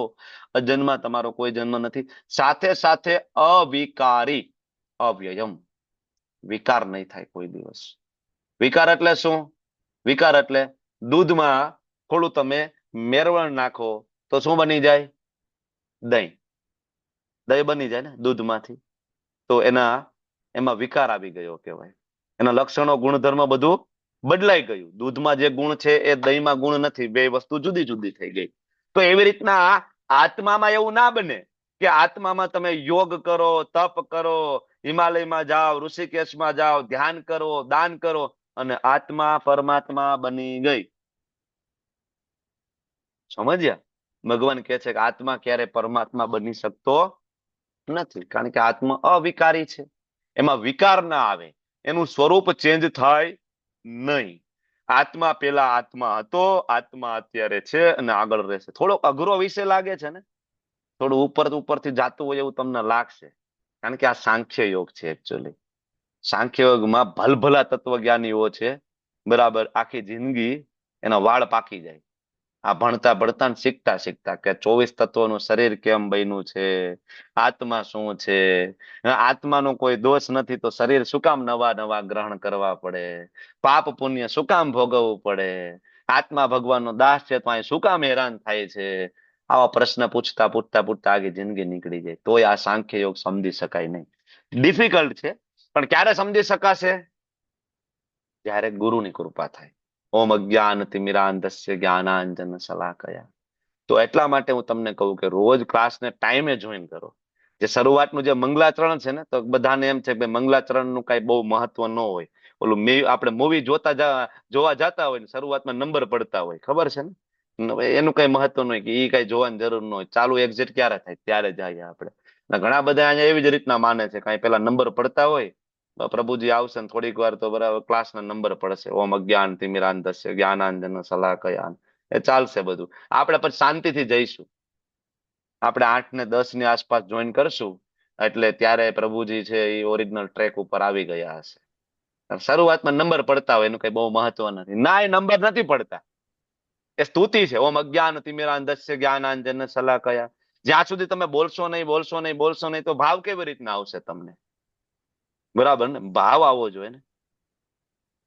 તમે ગુરુ મહારાજને પ્રાર્થના નહીં કરો, તમે કૃષ્ણને પ્રાર્થના નહીં કરો, તમે ગોસ્વામીઓને પ્રાર્થના નહીં કરો, શ્રીમતી રાધારાણીને વિનંતી નહીં કરો, તમે તો કેવી રીતના થશે?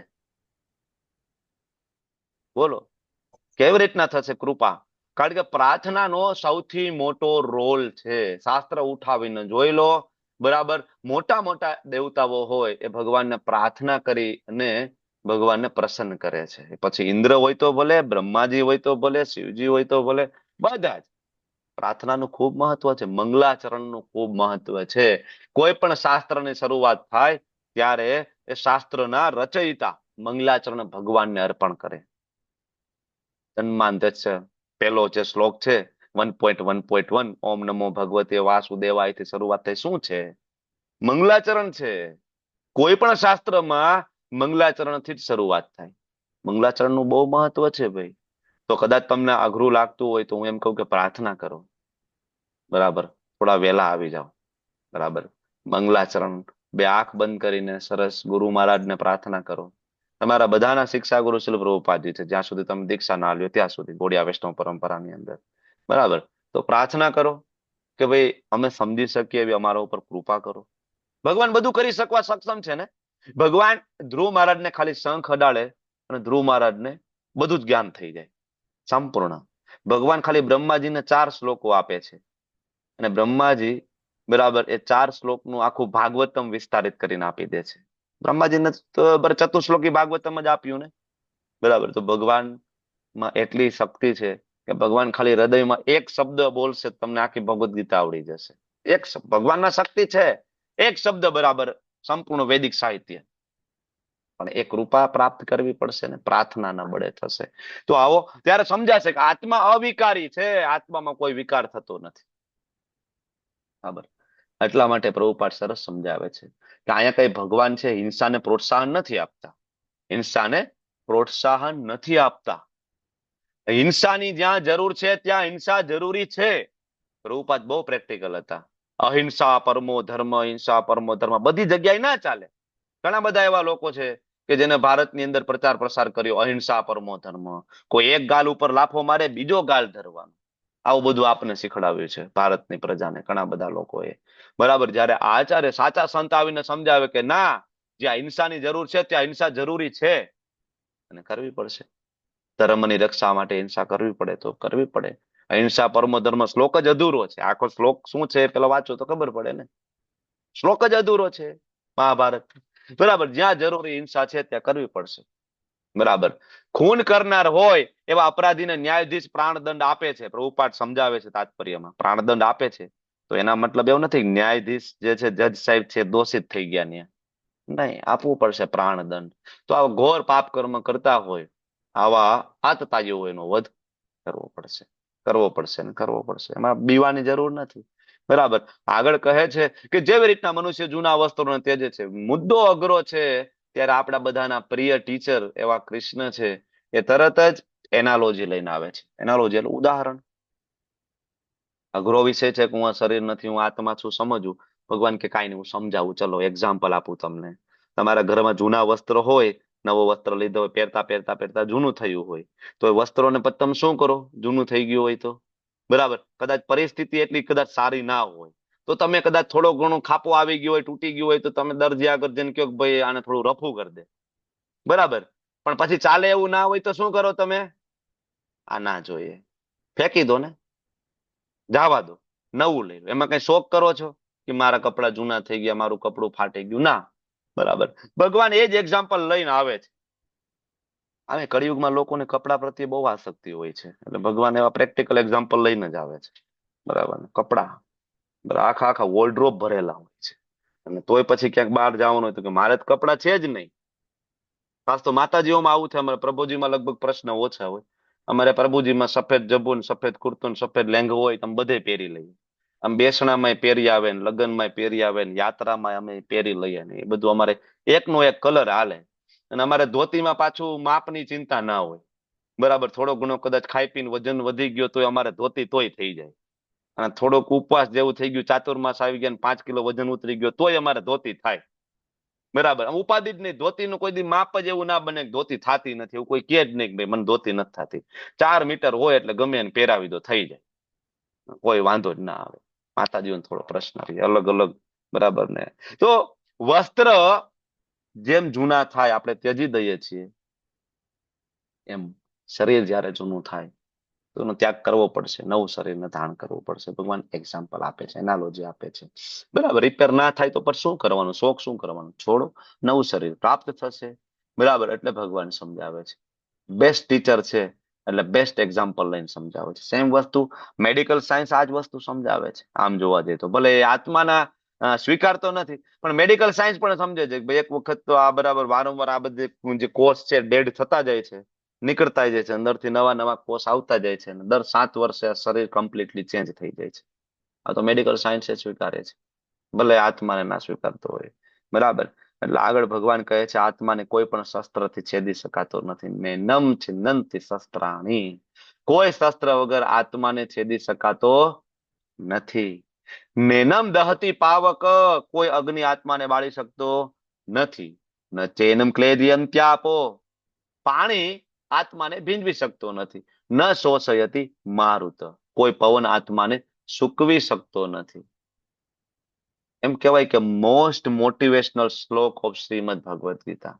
વિચાર કરો, તમને ખબર પડી જાય કે કોઈ શસ્ત્ર તમારું કાંઈ બગાડી ના શકે, કોઈ અગ્નિ તમારું કાંઈ બગાડી ના શકે. હવે એનો મતલબ એવું ને ઘરે જઈને ગેસ ઉપર હાથ રાખજો. પ્રભુજીએ કીધું હતું કે અગ્નિ કાંઈ બગાડી ના શકે. થોડો બુદ્ધિનો ઉપયોગ એ કરજો સાથે સાથે, હું શું કહેવા માંગુ છું. બરાબર. કોઈ શસ્ત્ર, કોઈ અગ્નિ, કોઈ પાણી, પવન આપણું કાંઈ બગાડી ના શકે. ત્યારે મોટા મોટા સંતો મહંતો હોય ને, શ્રીલ પ્રભુપાદજીના શિષ્ય ને પાકિસ્તાનમાં મોકલવામાં આવ્યા હતા પ્રચાર કરવા માટે. પ્રભુપાદના શિષ્ય એ પાકિસ્તાન ગયા, ખબર છે ત્યારની પરિસ્થિતિ બહુ ખરાબ હતી. અત્યારે કઈ બહુ સારી તો છે જ નહીં. બરાબર. પણ જયારે આપણે સનાતન ધર્મનો પ્રચાર કરવા માટે ઇસ્કોનના ભક્તો શરૂઆતમાં ગયા, આ પરિસ્થિતિ બહુ ખરાબ. તો એક જેહાદી ગ્રુપ આવ્યું આપણા ભક્તો પાસે. જેહાદી ગ્રુપ આવ્યું અને ગન મૂકી દીધી અહીં કપાળ ઉપર. બરાબર. કે ભાઈ હવે તમારો કાર્યક્રમ પૂરો થઈ ગયો છે. એવી રીતના પહેલગામમાં હમણાં ના થયું, સેમ એવું જ કે તમે બંધ કરો છો કે નહીં, તમારો પ્રચાર પાકિસ્તાનની અંદર બંધ કરો છો કે નહીં. બંધ. અને એ ભક્ત તો 2 હાથ જોડીને પ્રભુપાદને પ્રાર્થના કરવા લાગ્યો. બરાબર. કે હવે જે કઈ કયો કોઈ વાંધો નથી, અમે તમારી પ્રચાર યાત્રામાં છીએ, શરીર છૂટી જાય તો કઈ મને ડર નથી, કારણ કે કોઈ શસ્ત્ર મને મારી શકે નહીં. મને મને કન્ફર્મ છે. બરાબર. હાથ જોડીને પ્રાર્થના કરતા. થોડી વાર પછી આંખ ખોલી તો આજુબાજુમાં કોઈ નથી, બધા જતા રહ્યા. લખ્યું છે એકચ્યુઅલી બુકની અંદર, એમ અનુભવ લખ્યો છે. કોઈ ડર નથી. ભલે ગન કદાચ કનપટ્ટી ઉપર હોય અને કદાચ ગન ચલાવી દીધી હોય તોય કોઈ ડર નથી. ભગવાનના ભક્તોને કોઈ ડર નથી હોતો. બરાબર. ખબર છે કે ભાઈ મૃત્યુ શાશ્વત છે, શરીર તો મરવાનું જ છે, પણ આત્મા ક્યારે મરતો નથી. એટલે કહે છે ડોન્ટ વરી ડિયર. બરાબર, બીજું બધું જ્ઞાન આપતા પહેલા ભગવાન કહે છે don't worry my dear Arjun. બરાબર, 100% કોન્ફિડન્સ પહેલા આપી દે છે, ચિંતા મુક્ત કરે છે, પછી જ ભગવાન આગળનું જ્ઞાન આપે છે. ત્યાં સુધી ભગવાન બીજું જ્ઞાન નથી આપતા. બરાબર, એટલે અહીંયા ભગવાન કહે છે અને શ્રીલ પ્રભુપાદજી તાત્પર્યમાં સમજાવે છે કે એ સમયે તો એવા એવા શસ્ત્રો હતા. અત્યારે તો બધા શસ્ત્ર છે અગ્નિ બેઝ છે, જનરલી તમે જે કઈ ગન કહો બધું અગ્નિ બેઝ, પણ ત્યારે એવા એવા શસ્ત્ર હતા અર્જુન પાસે કે જે વરુણાસ્ત્ર હતા, વાયવાસ્ત્ર હતા, વાયુથી ચાલે, વરુણ વરસાદથી ચાલે. બરાબર, એવા એવા શસ્ત્ર અર્જુન પાસે હતા. એટલા માટે ભગવાન કહે છે તને એવું લાગે કે તું તારા શસ્ત્રોથી આત્માને ભેદી શકતો હોય તો તું ખોટો છે. આ વ્યક્તિગત આત્મા અખંડ છે, આને કાપી શકાતો નથી, આના કઈ ટુકડા ના કરી શકાય. બરાબર, બીજું અદ્રાવ્ય છે.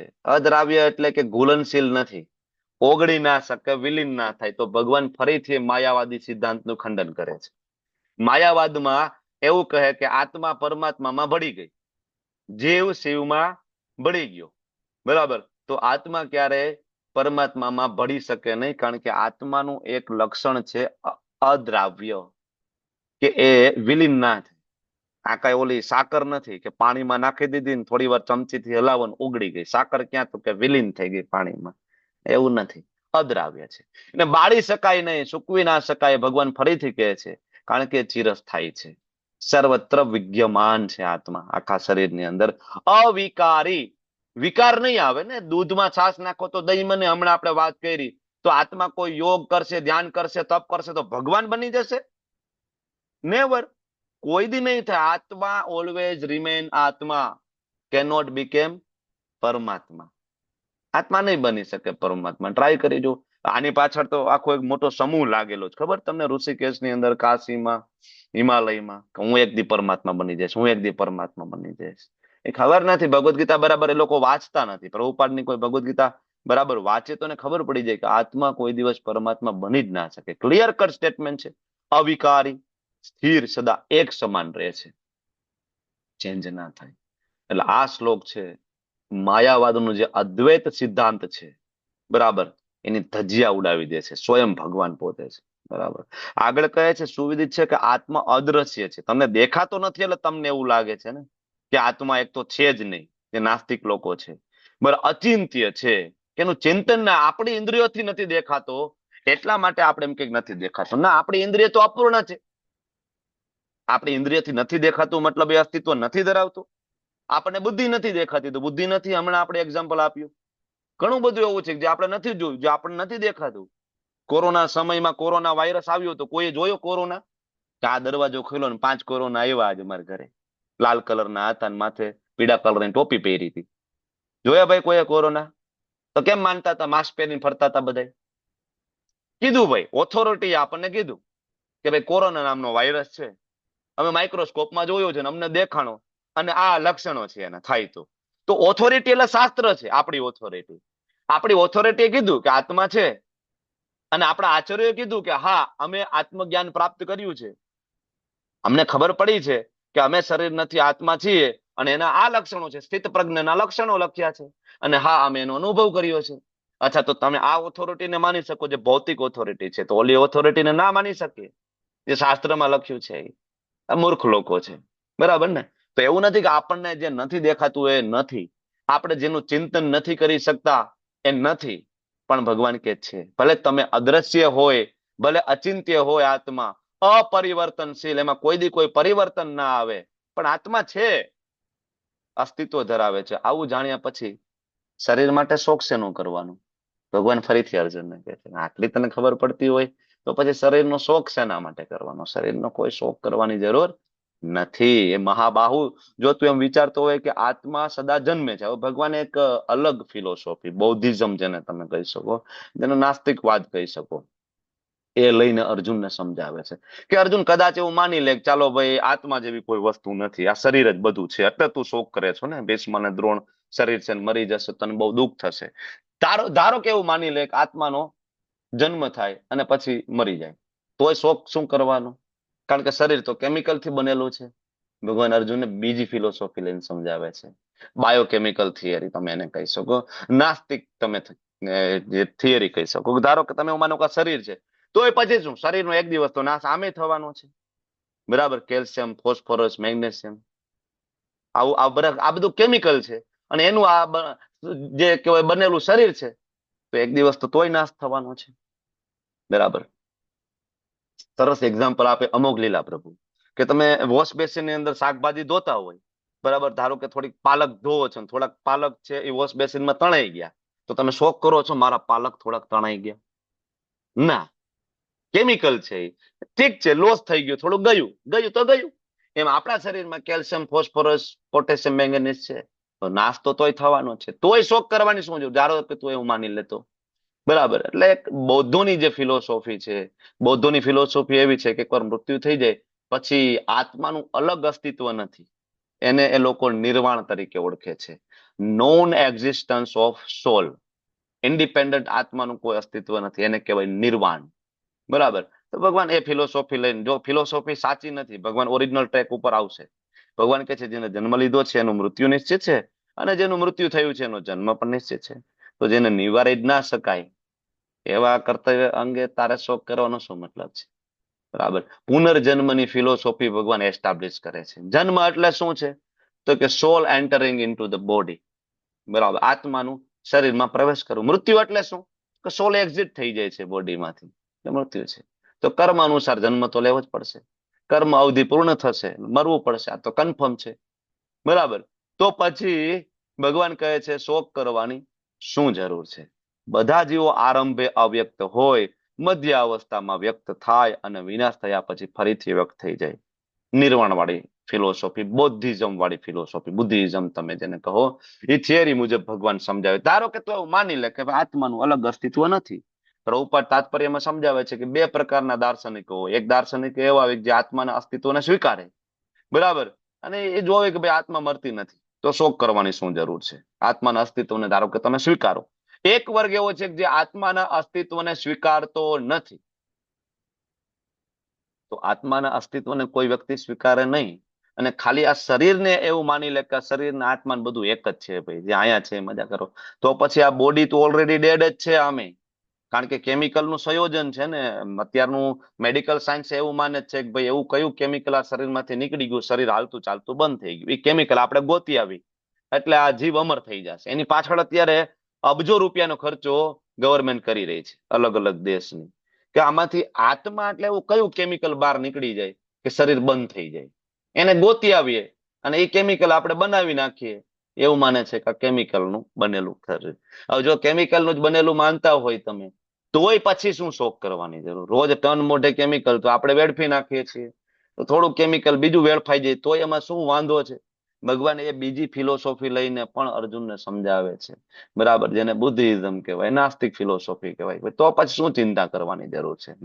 કોઈ આત્માને આશ્ચર્ય તરીકે જોતું હોય, કોઈ આશ્ચર્ય તરીકેનું વર્ણન કરતું હોય, કોઈ એના વિશે આશ્ચર્ય તરીકે સાંભળે, આ બધું કર્યા પછી પણ લેશ માત્ર સમજી શકે નહીં.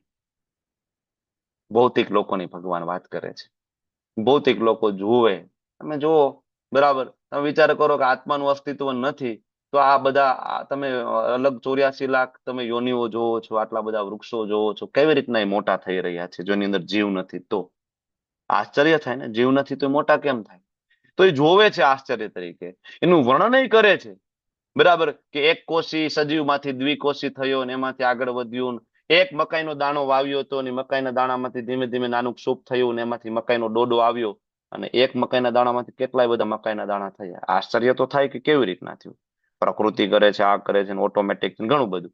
તો આશ્ચર્ય તરીકે જુએ છે, આશ્ચર્ય તરીકેનું વર્ણન કરે છે, પણ છેલ્લે અલ્ટિમેટલી કાંઈ સમજાતું નથી. કારણ કે આમાંથી તમે ભગવાન અને આત્માને બાદ કરીને સમજવાની કોશિશ કરશો તો તમે અલ્ટિમેટલી કાંઈ સમજી શકતા નથી. જ્યારે તમે આત્માને ભગવાનને સેન્ટરમાં મૂકો ત્યારે તમને ખબર પડશે ને.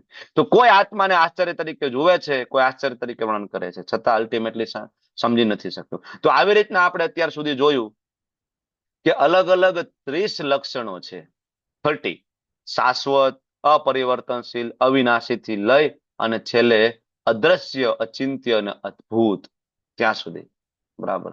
તો આ બધા લક્ષણો અત્યાર સુધી આપણે ચર્ચા કરી ગયા છે. ભગવાન આ બધું એટલા માટે સમજાવી રહ્યા છે કે જેથી આપણે સમજી શકીએ કે હું આ શરીર નથી, હું તો આત્મા છું.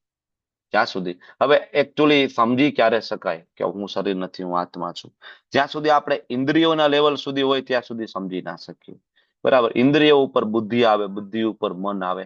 આપણે ઓલો, તમને ખબર છે, ઓલો કઠોપનિષદના શ્લોક ઉપરથી આપણે ઓલો રથ બનાવ્યો છે આગળ, કે એમાં 5 ઇન્દ્રિય છે, ઘોડા છે, મન એની લગામ છે, બુદ્ધિ એનો સારથી છે, અને આત્મા રથી છે, પાછળ બેઠો છે. તો હવે કોઈ વસ્તુને તમારે બરાબર જાણવી હોય તો તમારે ટોપ મોસ્ટ પોઝિશન ઉપર પહોંચીને જોવો તો તમે બધું સમજી શકો.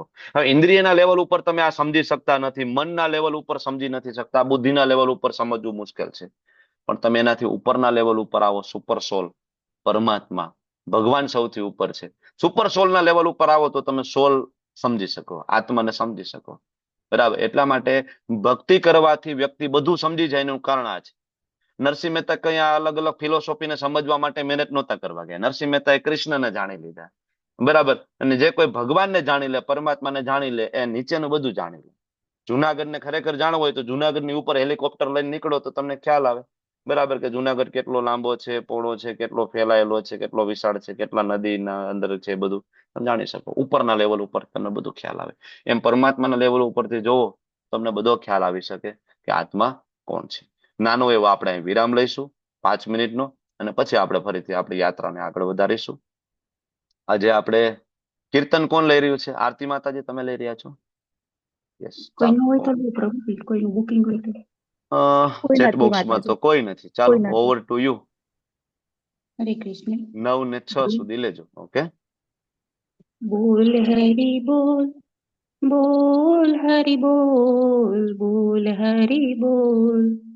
મનર આનંદ ભાઈ બોલ હરી બોલ, બોલ હરી બોલ, બોલ હરી બોલ, બોલ હરી બોલ. जन्म जन्म सुखे बोल हरि बोल, बोल हरि बोल, बोल हरि बोल, बोल हरि बोल. मानव जन्म पे भाई बोल हरि बोल, बोल हरि बोल, बोल हरि बोल, बोल हरि बोल. सुखे थाको दुखे थाको बोल हरि बोल, बोल हरि बोल, बोल हरि बोल, बोल हरि बोल. संपदे विपादे भाई बोल हरि बोल, गृह थाको वने थाको बोल हरि बोल, बोल हरि बोल, बोल हरि बोल, बोल हरि बोल. कृष्ण रे संसारे थाकी बोल हरि बोल, बोल हरि बोल, बोल हरि बोल, बोल हरि बोल. असंग असत संग चढ़ी भाई बोल हरि बोल, बोल हरि बोल, बोल हरि बोल, बोल हरि बोल. वैष्णव चरणे पड़ी बोल हरि बोल, बोल हरि बोल, बोल हरि बोल, बोल हरि बोल.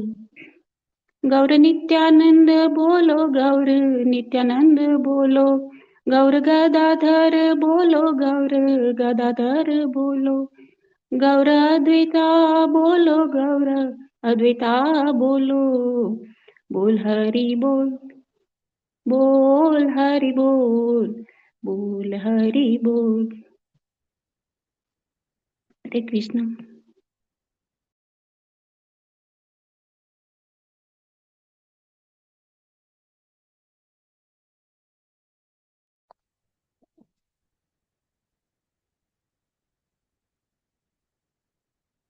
माताजी हरे कृष्ण कीर्तन ले लो माताजी 2 मिनिट. हरे कृष्ण, हरे कृष्णा, हरे कृष्णा, कृष्णा कृष्णा, हरे हरे, हरे राम, राम राम, हरे हरे. हरे कृष्णा, कृष्ण कृष्ण हरे हरे हरे राम राम राम हरे हरे हरे कृष्ण कृष्ण कृष्ण हरे हरे हरे राम राम राम हरे हरे हरे कृष्ण कृष्ण कृष्ण हरे हरे हरे राम राम राम हरे हरे हरे कृष्ण कृष्ण कृष्ण हरे हरे हरे राम राम राम हरे हरे हरे कृष्ण कृष्ण कृष्ण हरे हरे हरे राम राम राम हरे हरे हरे कृष्ण હરે કૃષ્ણ. ખૂબ ખૂબ ધન્યવાદ આરતી માતાજી, ખૂબ સુંદર કીર્તન માટે. Thank you so much. ચાલો તો હવે નેક્સ્ટ વિભાગમાં એન્ટર થઈએ આપણે. હરે કૃષ્ણ પ્રભુજી, કાલે હરે 11 જ છે. હરી બોલ. આવતીકાલે એકાદશી છે ભાઈ, રિમાઇન્ડર આપી રહ્યા છે બીના માતાજી. બરાબર. થેન્ક યુ માતાજી, થેન્ક યુ. તો હવે અર્જુનનો બીજો પ્રશ્ન, કોઈ આનંદ નથી, ભગવાન એનો જવાબ આગળ આપે છે અને અર્જુનને કહે છે કે ક્ષત્રિય તરીકે તારા વિશિષ્ટ કર્તવ્ય ધર્મનો વિચાર કરીને તારે જાણવું જોઈએ કે તારા માટે ધર્મ અર્થ યુદ્ધ કરવાથી વધારે સારો બીજો કોઈ ઉદ્યમ નથી. કરવું જ જોઈએ. કેવી રીતના તું ના પાડે છો? તું ક્ષત્રિય છો, ભગવાન કહે છે, બરાબર, અને તારે યુદ્ધ તો કરવું પડશે. આનાથી વધારે સારું કઈ જ નથી અને આમાં બિલકુલ અચકાવાની જરૂર નથી. ક્ષત્રિય છો, ક્ષત્રિય એટલે શું? સત એટલે ઈજા, ત્રાયત એટલે એમાંથી બચાવવું. તો ધર્મના માટે કોઈ વ્યક્તિને બચાવવો પડતો હોય અને અધર્મી લોકોનો વધ કરવો પડતો હોય તો કરવો જોઈએ. આનો મતલબ એવો નથી કે ધર્મ ફેલાવવા માટે ખોટી હિંસા કરીએ. હા, બરાબર, જન્નત નસીબ થઈ જાય ને 72 હુરો મળી જાય ને એની વાત નથી આ. બરાબર, સમજવું પડશે આપણે. તો આતતાયી લોકોનો વધ કરવો જોઈએ. ધર્મ માટે ક્યારેક હિંસાની જરૂર પડે તો હિંસા જરૂરી છે. બરાબર.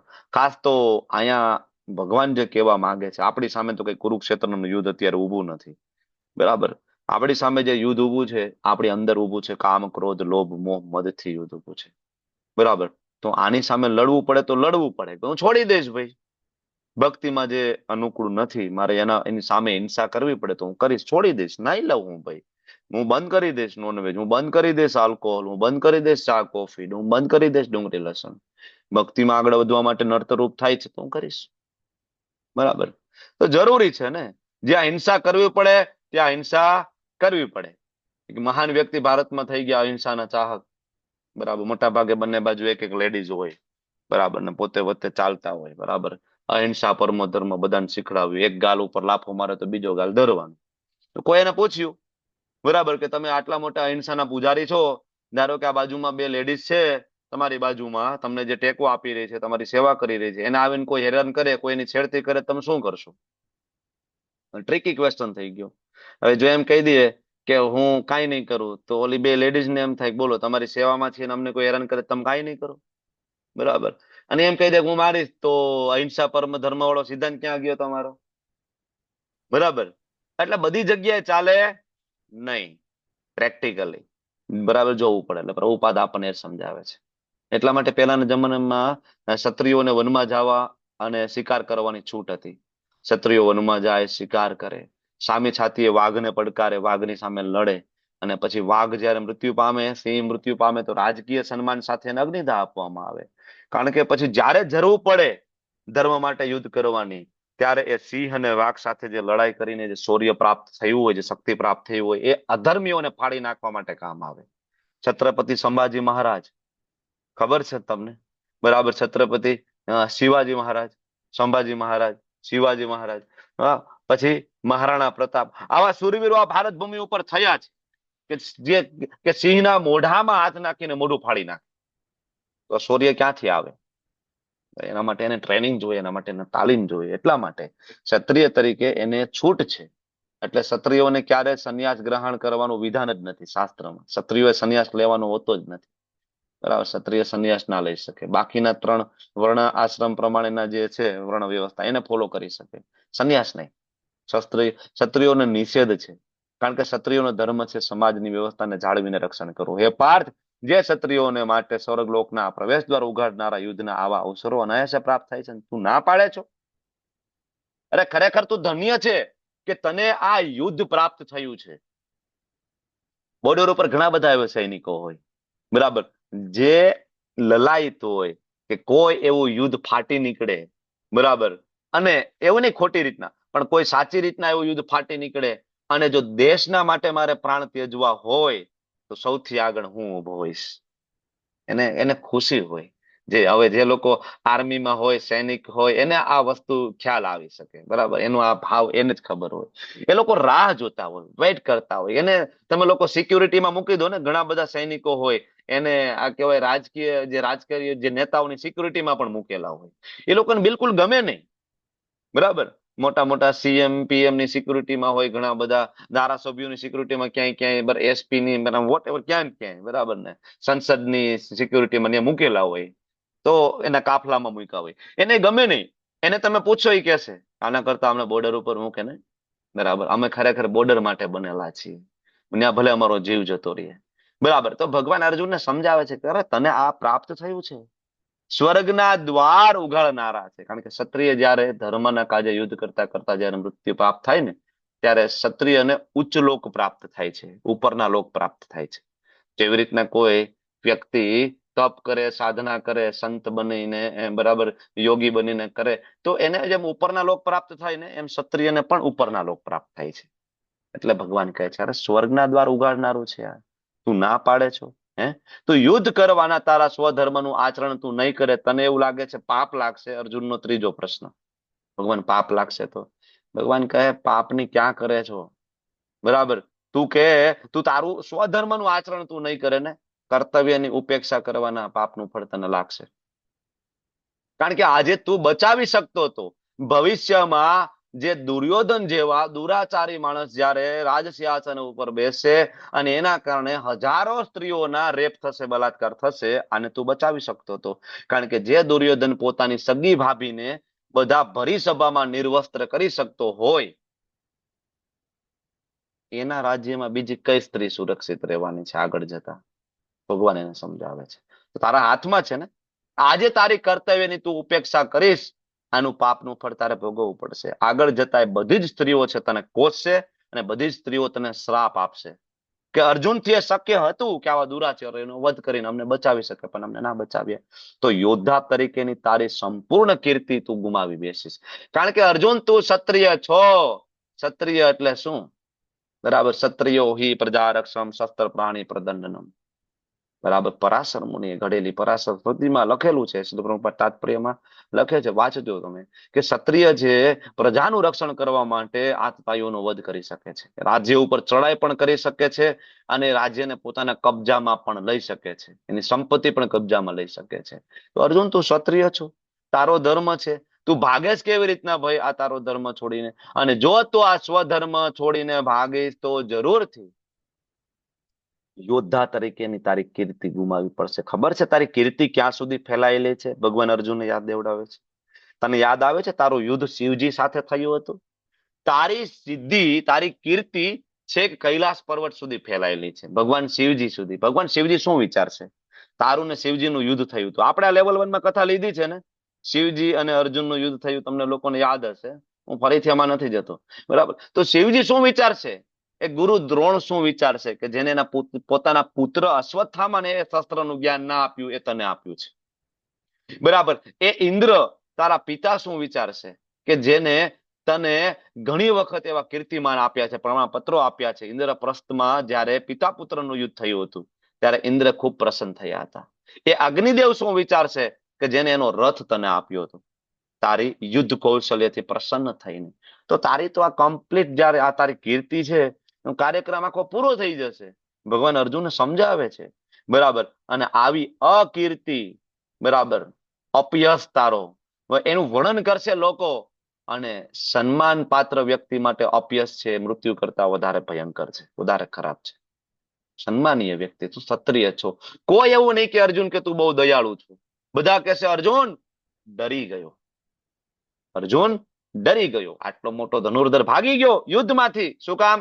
સામે કર્ણ, ભીષ્મ, ધુરંધર યોદ્ધા હતા. અર્જુન ડરી ગયો, ભાગી ગયો. કોઈ એવું નહીં કે, કોઈ કહેશે નહીં કે અર્જુન બરાબર બહુ દયાળુ હતું. ના, બધા કહેશે અર્જુન ડરપોક હતો. એમ આપણે ભક્તિમાં આવીએ અને ઇન્દ્રિયોથી લડતા લડતા ભાગી જઈએ. બરાબર બરાબર, કેમ બસ બહુ ભક્તિ થઈ ગઈ, પ્રભુજીએ કીધું પણ બહુ બહુ થોડાક દિવસ તિલક કર્યું, ધોતી કરીને પછી બધું બધું બંધ કરી દઈએ તો સમાજ કે છે હા આવી ગયા ને, હતા ન્યા ન્યા પાછા. કોઈ એવું નહીં કે આ બહુ દયાળુ છે, એની ઇન્દ્રિયો પ્રત્યે, કામ ક્રોધ લોભ પ્રત્યે દયાળુ છે, બિચારો પાછો આવી ગયો. ના, એમ કે છે ડરપોક છે, કમજોર નીકળ્યા ભાઈ તમે તો. ભક્તિ પથ ઉપર ચાલ્યા પણ ટકી ના શક્યા. તમે તો કમજોર નીકળ્યા, તમે ડરપોક નીકળ્યા. બરાબર, જેમ અર્જુનનો અપયશ થશે એમ આપણો પણ અપયશ થાય. એટલે ભગવાન સમજાવે છે ભક્તિનો પથ થોડો કપરો છે, જેમ અર્જુન માટે કપરો છે એમ આપણા માટે અઘરો છે, એવું નથી. પણ ભગવાનની ગાઈડન્સ થકી આપણે આગળ જઈ શકીશું, અને ગયા છે આગળ આપણા પૂર્વજો, આપણા આચાર્યો. તો જે જે મહાન યોદ્ધાઓ તારા નામ તથા યશ વિશે ઊંચો અભિપ્રાય ધરાવે છે. કોણ? ભીષ્મદેવ બહુ ઊંચો અભિપ્રાય છે બરાબર તારા વિશે, કે મારો અર્જુન કોઈનાથી ના ડરે, આવો અભિપ્રાય છે. એ માની લેશે કે ભયના કારણે રણક્ષેત્ર તે છોડી દીધું, કાયર ગણશે તને ભીષ્મદેવ. બરાબર, તો એવું ના વિચારતો કે તારા ભાઈ દુર્યોધન, કર્ણ, આ બધા યોદ્ધા એવું માની રહેશે કે તું બહુ દયાળુ છે. નહીં, એ બધા કહેશે કે અર્જુન તો ડરપોક છે, સાલા ભાગ ગયા યુદ્ધભૂમિ છે. બરાબર, બધા આવું જ કહેશે તને. બરાબર, અર્જુન કહેશે કોઈ આનંદ નથી, આમાં કોઈ સુખ નથી, આ બધાને મારી નાખીશું. તો ભગવાન કહેશે આનંદ ની ક્યાં કરે છે અર્જુન? તારા શત્રુઓ અનેક પ્રકારના કડવા વેણથી તારું વર્ણન કરશે. બરાબર, તારા સામર્થ્યને ધિક્કાર છે. તારા માટે આનાથી વધારે બીજું દુઃખ શું હોઈ શકે? આનંદની તું વાત કરીશ ને, પણ તારા માટે આ અપમાનનો કડવો ઘૂંટ તું પી શકીશ નહીં, કારણ કે તું ક્ષત્રિય છો. તારાથી આ થશે નહીં, ઇમ્પોસિબલ છે. ક્ષત્રિયો આ કડવો ઘૂંટ પી શકતા નથી. એ ગળું કપાઈ જાય તો ચાલે, બરાબર, પણ અપમાન સહન ના થાય. આપણે ઓલું દ્રુપદ રાજા વાળી કથા જોઈ હતી, તમને લોકોને ખ્યાલ છે. સહન કરી શકે નહીં ક્ષત્રિય. તો તારામાં ક્ષત્રિય છે, તું ક્ષત્રિય છે, કેવી રીતના તું સહન કરીશ? ભગવાન સમજાવે છે. બરાબર, એટલા માટે આગળ કહે છે 37મા શ્લોકમાં, હતો વા પ્રાપ્સ્યસી સ્વર્ગ. પીપીટી અનસેટ થઈ ગઈ, જસ્ટ અ મિનિટ. હરે કૃષ્ણ હરે કૃષ્ણ કૃષ્ણ કૃષ્ણ હરે હરે, હરે રામ રામ રામ હરે હરે. હતો વા પ્રાપ્સ્યસી સ્વર્ગ જીતવા વા મોક્ષસે મહિમ. અર્જુન, કદાચ તો અયોધ્યા ભૂમિ ઉપર જીતી જઈશ તો તું ચક્રવર્તી સમ્રાટ બનીશ. ને કદાચ અર્જુન તારું મૃત્યુ થઈ જશે ને, બરાબર, જો મૃત્યુ થઈ જશે તો સ્વર્ગની પ્રાપ્તિ થશે. કેવી રીતના સ્વર્ગની પ્રાપ્તિ થશે? કોઈ કહેશે? આવ, શું કામ સ્વર્ગની પ્રાપ્તિ થાય અર્જુનને? હરે બોલો કૃષ્ણ પ્રભુજી. બોલો. એ યુદ્ધ ભૂમિ પર કુરુક્ષેત્ર હતું, ત્યાં આગળ બધા યજ્ઞ કરેલા હતા, હમ અને એમાં જેનું મૃત્યુ થાય તો એ હમ સ્વર્ગ પ્રાપ્ત કરે. અને એ પાછા ધર્મના પક્ષે હતા. ધર્મના પક્ષે હતા.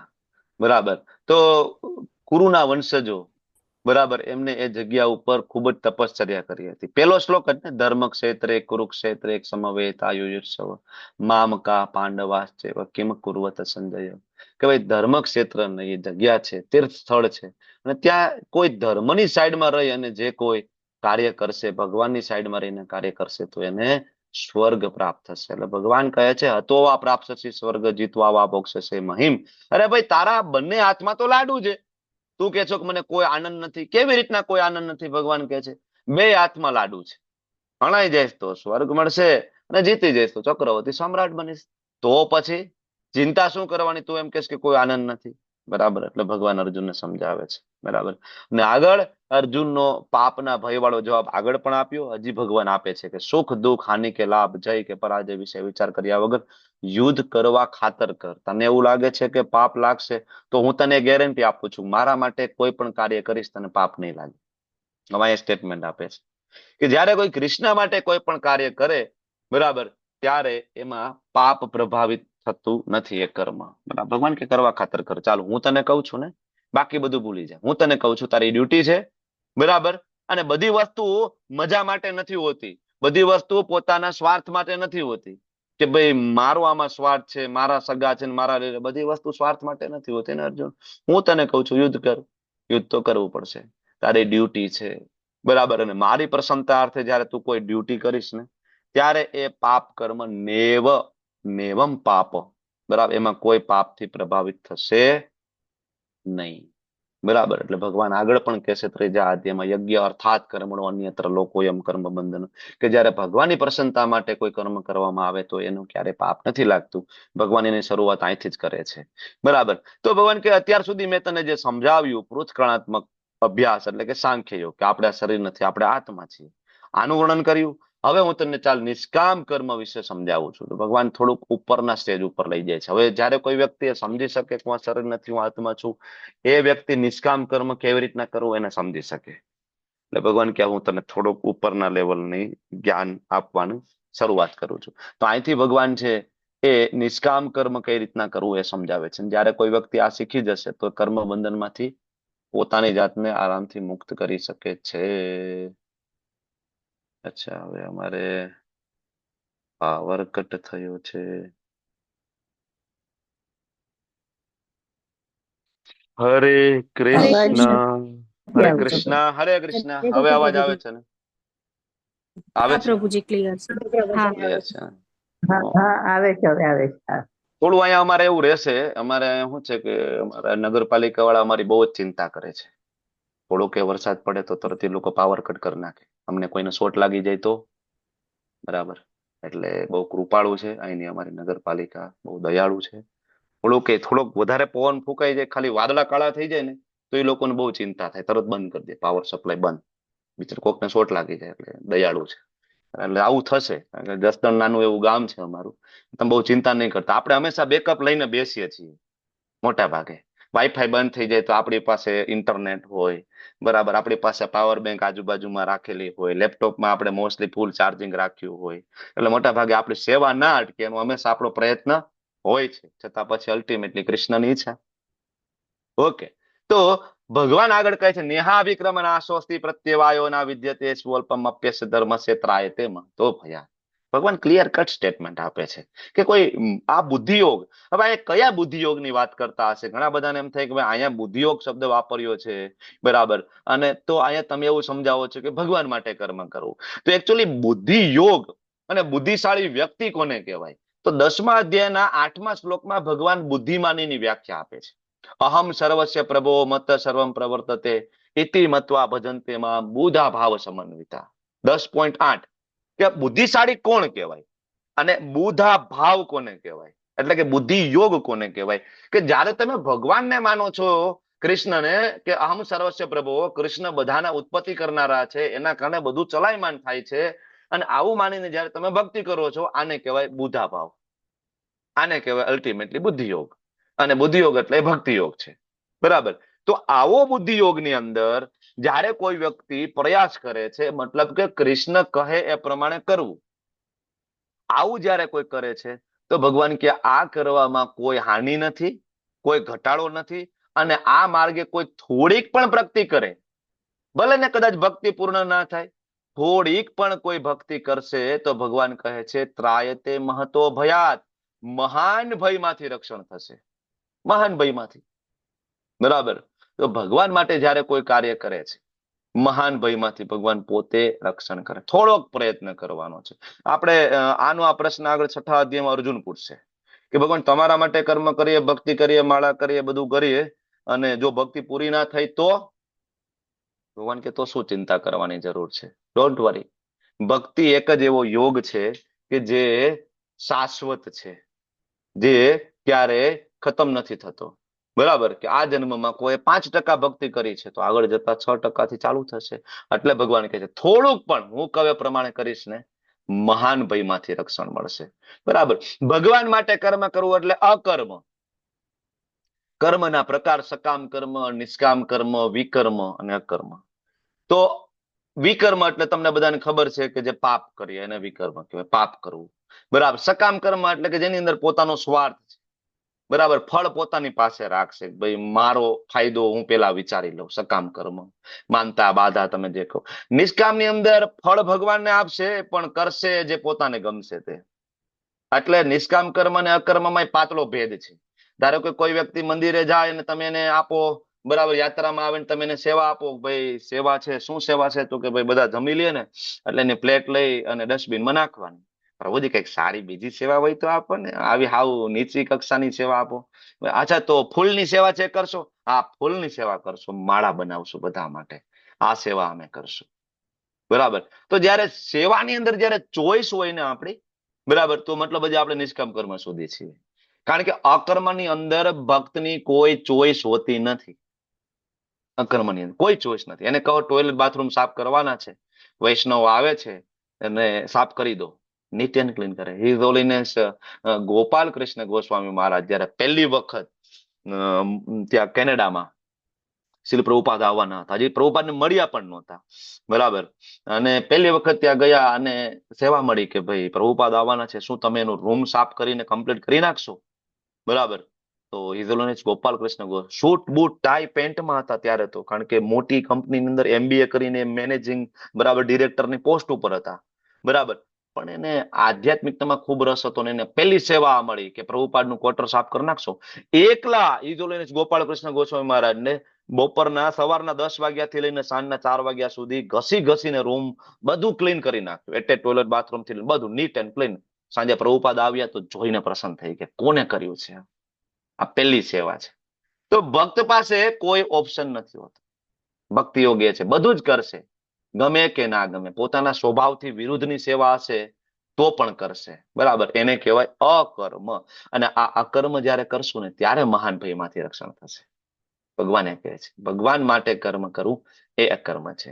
બરાબર, અને આગળ અર્જુન કહે છે કે હવે કાંઈ સમજાતું નથી, મારે શું કરવું જોઈએ? ત્યારે ભગવાન એને જવાબ આપે છે, વ્યવસાયિત્મિકા બુદ્ધિ રેકે હે કુરુનંદન, કે બુદ્ધિનો ઓરિજિનલ વ્યવસાય જે છે ને અર્જુન, એમાં એને ઇન્વેસ્ટ કરો.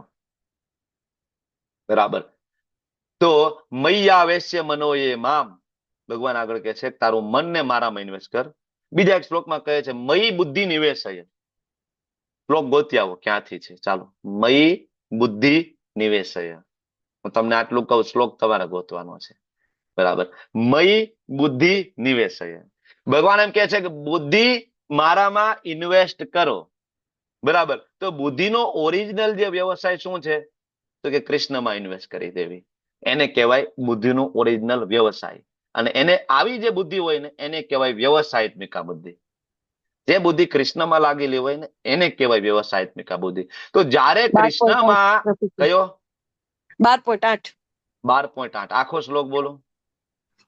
મય્યેવ મન આધસ્ય મયી બુદ્ધિ નિવેશય નિવેશ્ય સસી મય્યેવ અત ઉર્ધ્વ મન સંશય.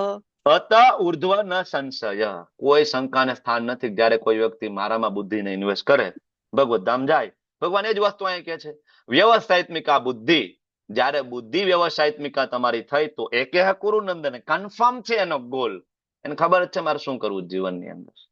પણ જેની બુદ્ધિ અવ્યવસાયી નામ, તો એ બહુ શાખા અનંતાશ્ચ, તો એની પાછળ 1000 રસ્તા છે. આ કરવું, આ કરવું, આ કરવું, આ કરવું, આ કરવું, આ કરવું, આ કરવું, છેલ્લે મૃત્યુ પામશે. ખબર જ નહીં પડે ને. એટલે અર્જુનને અનિર્ણયતા છે તો ભગવાન એને સમજાવે છે કે તારા જીવનમાં અનિર્ણયતા એટલા માટે છે, બરાબર, કે તારા જીવનમાં ભગવદ ગીતા નથી. હવે આ અર્જુન માટે નથી, કોના માટે છે? આપણા માટે છે. તો તમારા જીવનમાં અનિર્ણયતા હોય, મારા રિલેટિવ મને હેરાન કરે છે, મારી આર્થિક સ્થિતિ સારી નથી, હું બીમાર છું, મને આ પ્રોબ્લેમ છે, મને ઓલો પ્રોબ્લેમ છે, મને માનસિક પ્રોબ્લેમ છે, મને શારીરિક પ્રોબ્લેમ છે, હું બહુ હેરાન છું, બહુ દુઃખી છું, મારે શું કરવું જોઈએ, જીવનમાં કેમ આગળ વધવું જોઈએ? આવા 17 પ્રશ્ન જયારે થતા હોય અનિર્ણયતા, તો શું કરવું જોઈએ? વ્યવસાયિત્મિકા બુદ્ધિ કરવી જોઈએ. અને વ્યવસાયિત્મિક બુદ્ધિ એટલે શું છે? તો કે મય બુદ્ધિ નિવેશય, એ બુદ્ધિને ભગવાનમાં ઇન્વેસ્ટ કરી દો, તો થોડોક પણ પ્રયત્ન કરશો ભગવાન માટે તો ભગવાન મહાન ભયમાંથી રક્ષણ કરશે. અલ્પજ્ઞાની મનુષ્યો વેદોની આલંકારિક વાણી પ્રત્યે અતિશય આસક્તિ ધરાવે છે. ભગવાન કહે છે સ્વર્ગ પ્રાપ્તિ, ઉત્તમ જન્મ છતાં આ બધું તમને પ્રાપ્ત કરાવી દેશે. વિષય ભોગ, વૈભવી જીવન હોય તો આ લોકોને એવું લાગે ઘણી વખત ભગવાન અહીંયા જે ખાલી વેદો વાંચી અને એના કર્મકાંડ વિભાગ, વેદોના મુખ્ય 3 વિભાગ છે, કર્મકાંડ, જ્ઞાનકાંડ અને ઉપાસના કાંડ. કર્મકાંડની અંદર વિષય જે વેદોનો છે એવો છે કે આ યજ્ઞ કરશો તો આ પ્રાપ્ત થાય, આ યજ્ઞ કરશો તો સ્વર્ગ મળશે, ઉપરના લોક મળશે, આ મળશે, આ મળશે, આ મળશે. બરાબર. ઘણા લોકો આમાં ફસાઈ જાય છે. એટલા એ કહે છે કે ભાઈ સામાન્ય રીતના બધા લોકો તો કઈ બુદ્ધિશાળી હોતા નથી. એટલે અજ્ઞાનના કારણે થાય એવું પ્રભુપાદ સમજાવે છે તાત્પર્યમાં કે વેદોનો કર્મકાંડ વાળો વિભાગ રહ્યો ને એમાં જે સકામ કર્મ આપ્યા એના પ્રત્યે આકર્ષિત થઈ જાય. હવે એકચ્યુઅલી આ સેક્શન જે આપ્યો છે બરાબર એ એટલા માટે આપ્યું છે કે વ્યક્તિ ઇન્દ્રિય તૃપ્તિ કરી શકે અને પછી એ ભગવાન વિશે વિચાર કરીને આત્મજ્ઞાન પ્રાપ્ત કરીને ભગવત ધામ જતો રહે. પણ આપણને એમ થાય કે અલ્ટિમેટલી એ જ છે ભાઈ, આ જ છે મજા મજા કરવાનો તો વિષય અહીંયા જ છે ભાઈ, તો પછી બીજું કઈ વિચારે જ નહીં. એટલે ભગવાન કહે છે કે ભાઈ આલંકારિક ભાષા છે, તમે એમાં ગૂંચવાઈ જવાના છો. બરાબર. અને જો આમાં ગૂંચવાઈ ગયા ભોગ અને ઐશ્વર્યની અંદર તો ભગવાન કહે છે ભોગ ઐશ્વર્ય પ્રસક્તા નામ તયા પહત ચેતસામ. જો આની અંદર ચેતના તમારી સ્થિર થઈ તો વ્યવસાયત્મિકા બુદ્ધિ નહીં થાય તમારી, ભગવાનમાં તમારી બુદ્ધિ નહીં લાગે અને તો શું થશે? સમાધોના વિધિ હતી. તમને કોઈ દિવસ ભગવાનમાં તમારું મન લાગશે નહીં. એટલે જ્યારે ઇન્દ્રિય ભોગ અને ભૌતિક ઐશ્વર્ય આ 2 વસ્તુ એવા છે, સેન્સ એન્જોયમેન્ટ અને ઓપ્યુલન્સ, આમાં જો તમારું મન લાગી ગયું તો ભગવાન પ્રત્યે તમારું મન લાગતું નથી. સમાધોના વિધિ હતી. પ્રેક્ટિકલ જીવનમાં આ જ વસ્તુ છે. શું કામ બાળકનું ભણવામાં મન નથી લાગતું? બરાબર. ભોગ ભોગવવા છે, પબજી રમવી છે, ગેમ રમવી છે, ઇન્દ્રિય તૃપ્તિ કરવી છે, ઐશ્વર્ય બહાર ફરવું છે, ગાડીમાં ફરવું છે, મૂવી જોવા છે, આમાં મન લાગે છે તો ભણવામાં મન નથી લાગતું. સમાધોના વિધિ હતી. મન છે ભગવાનમાં નહીં લાગે, મન બુકમાં નહીં લાગે, વાંચવામાં નહીં લાગે. બરાબર. એટલા માટે ભગવાન પ્રેક્ટિકલ ટીપ આપે છે ભાઈ આનાથી દૂર રહો. ભોગેશ્વર્ય પ્રસક્તા નામથી તમે દૂર રહો તો સમાધો વિધિયતે થશે અને જો એમાં ડૂબી જશો તો સમાધો ન વિધિયતે થશે. બરાબર. તો વેદોની અંદર આવું ઘણું બધું આપ્યું છે. એટલે શંકરાચાર્ય એમ કહે છે કે ઇવન બધા જ વેદો અને ઉપનિષદોનો સાર ભગવદ્ ગીતા છે. શું કામ? કારણ કે વેદોની અંદર ઘણા એવા ગૂંચવાળા આપી દીધા છે જે આપણે ના સમજી શકીએ. ઓરિજિનલ ગૂંચવાળા નથી, આપ્યું છે એવા સિક્વન્સ ની અંદર કે આપણા જેવા લોકો વાંચીને ગૂંચવાડે ચડી જવાના છે. એટલે ભગવાન કહે છે ભાઈ વેદોમાં આપ્યું જ છે ભૌતિક પ્રકૃતિના 3 ગુણો, સત્વગુણ, રજોગુણ, તમોગુણ. સત્વગુણી લોકો આ કરશે, ઉપરના લોકમાં જાય, રજોગુણી લોકો આ કરશે, અહીં રહેશે, તમોગુણી લોકો આવું કરશે, નીચે જશે. આ બધું વર્ણન છે, મજા મજાના વિષયો બધું છે. પણ અર્જુન 3 ગુણોથી ઉપર જાઓ. મતલબ ભગવાન એમ કહે છે વેદથી ઉપર જાઓ. કારણ કે વેદની અંદર મૂળ આ જ વિષયોની વર્ણન છે. એટલા માટે અલ્ટિમેટલી વેદોને સમજવા માટે ઉપનિષદો આવ્યા. ઉપનિષદોને સરળતાથી સમજવા માટે શું આવ્યા? પુરવણી સ્વરૂપે પુરાણ આવ્યા. બરાબર. પણ એ બધાને પરફેક્ટલી સમજવા માટે વેદાંત સૂત્રનું અલ્ટિમેટલી ભાષ્ય છે શ્રીમદ ભાગવતમ આવ્યું. અને ભાગવતમ એટલે ભગવાન વિશેની વાત છે. અને ભાગવતમ છે એ આ છે શું? ત્રૈગુણ્યા વિષયા વેદા નૈત્રૈગુણ્યો ભવાર્જુન. 3 ગુણોથી ઉપરનું જે જ્ઞાન છે એ ભાગવતમની અંદર પ્રાપ્ત થાય. એટલે જ્યાં સુધી કોઈ વ્યક્તિ ભાગવતમ ના વાંચે ને ત્યાં સુધી 3 ગુણોમાં જ રહી. એ સત્વગુણ, રજોગુણ, તમોગુણમાં. એને પોતાને એવું લાગે કે હું સંત છું, મહાત્મા છું, હું તપસ્વી છું, મેં ઘર છોડી દીધો, પરિવાર છોડી દીધો. પણ ન્યા જેને ફૂંકવાની તો ચલમ જ હોય ને, બરાબર, ત્યાં પીવાના તો ગાંજા જ હોય. એને ખબર નથી કે હું ઘોર તમોગુણમાં છું, મેં ભલે ઘર પરિવાર સંસાર છોડી દીધો. આમાં જ વ્યક્તિ ઉલझેલો રહે છે 3 ગુણોમાં. ભગવાન કહે છે 3 ગુણોથી ઉપર ઉઠો ત્યારે બધા દ્વંદ્વો, લાભ, બરાબર, હાનિ, આ બધામાંથી તમે બહાર નીકળી શકશો. ત્યારે તમે આત્મપરાયણ થઈ શકો. ત્યાં સુધી નહીં થાવ. ડિફિકલ્ટ છે. બરાબર. મોટા મોટા સંતો મહંતો સમજી નથી શકતા. એટલે ભગવદ્ ગીતા જે કોઈ વ્યવસ્થિત વાંચે, સમજે, પછી કોઈ એ લોકો ઇવન પછી એકવાર કોઈ ભગવદ્ ગીતા વાંચી લે પછી કદાચ, જરૂર નથી આપણે, પણ કદાચ ઈચ્છા થઈને તમે લોકો વેદો વાંચો તો તમને સમજાઈ જશે. કારણ કે એમાં જે આલંકારિક ભાષાથી તમે તરત દૂર હટી જશો. નહીતર તમને તરત ન્યાય એટ્રેક્શન થશે કે આવો યજ્ઞ કરશું ઘરના મકાન થઈ જશે, આવો યજ્ઞ કરશું લગ્ન થઈ જશે, આવો યજ્ઞ કરશું સુંદર સ્ત્રી પ્રાપ્ત થશે, ત્યાં આપણે ગોટાળે ચડી જઈશું. પણ ભગવદ્ ગીતા વાંચી હશે ને તમને ખબર પડી જશે કે આ છે ને ઓલા માછલીને પકડવા માટે ઓલા કાંટાની અંદર ખાવાનું પીસ મૂકે અને પછી ઓલો કેવો મછવારો બરાબર ફેંકે માછલીને એમ થાય કે બહુ મજા આવે, બહુ મજા આવે, બરાબર, મફતનું ખાવાનું મળે, ને અપ કરીને બટકું ભરે પણ કાંટો ફસાઈ જાય તાળવામાં. પછી ઓલો હોય મછવારો ખેંચી લે અને પછી ફ્રાય કરીને ખાઈ જાય. તો ભોગેશ્વરી આ જ છે. ભોગેશ્વરી ફેંકવામાં આવ્યા છે આપણી સામે. આપણને થાય બહુ મજા આવે, બહુ મજા આવે, આપણે કરીને કટ કરીને ખાવા જાય, કાંટો ફસાઈ જાય માયાદેવીનો, બરાબર. પછી આપણે ખેંચે ને તળે ને શેકે ને બરાબર, ઉપર નીચે ને યોનીમાં ચાલ્યા રાખ્યા કરી. ઓકે, બાકીના શ્લોક આપણે આવતીકાલે લેશું. વાંછા કલ્પતરુભ્યશ્ચ કૃપા સિંધુ ભ્યો ચ પતિતાનાં પાવનેભ્યો વૈષ્ણવેભ્યો નમો નમઃ. અનંત કોટી વૈષ્ણવ કી જય. શ્રીલ પ્રભુપાદ કી જય. ગુરુ મહારાજ કી જય. હરે કૃષ્ણ કૃષ્ણ કૃષ્ણ હરે કૃષ્ણ કૃષ્ણ હરે કૃષ્ણ હરે, કૃષ્ણ હરે રામ રામ.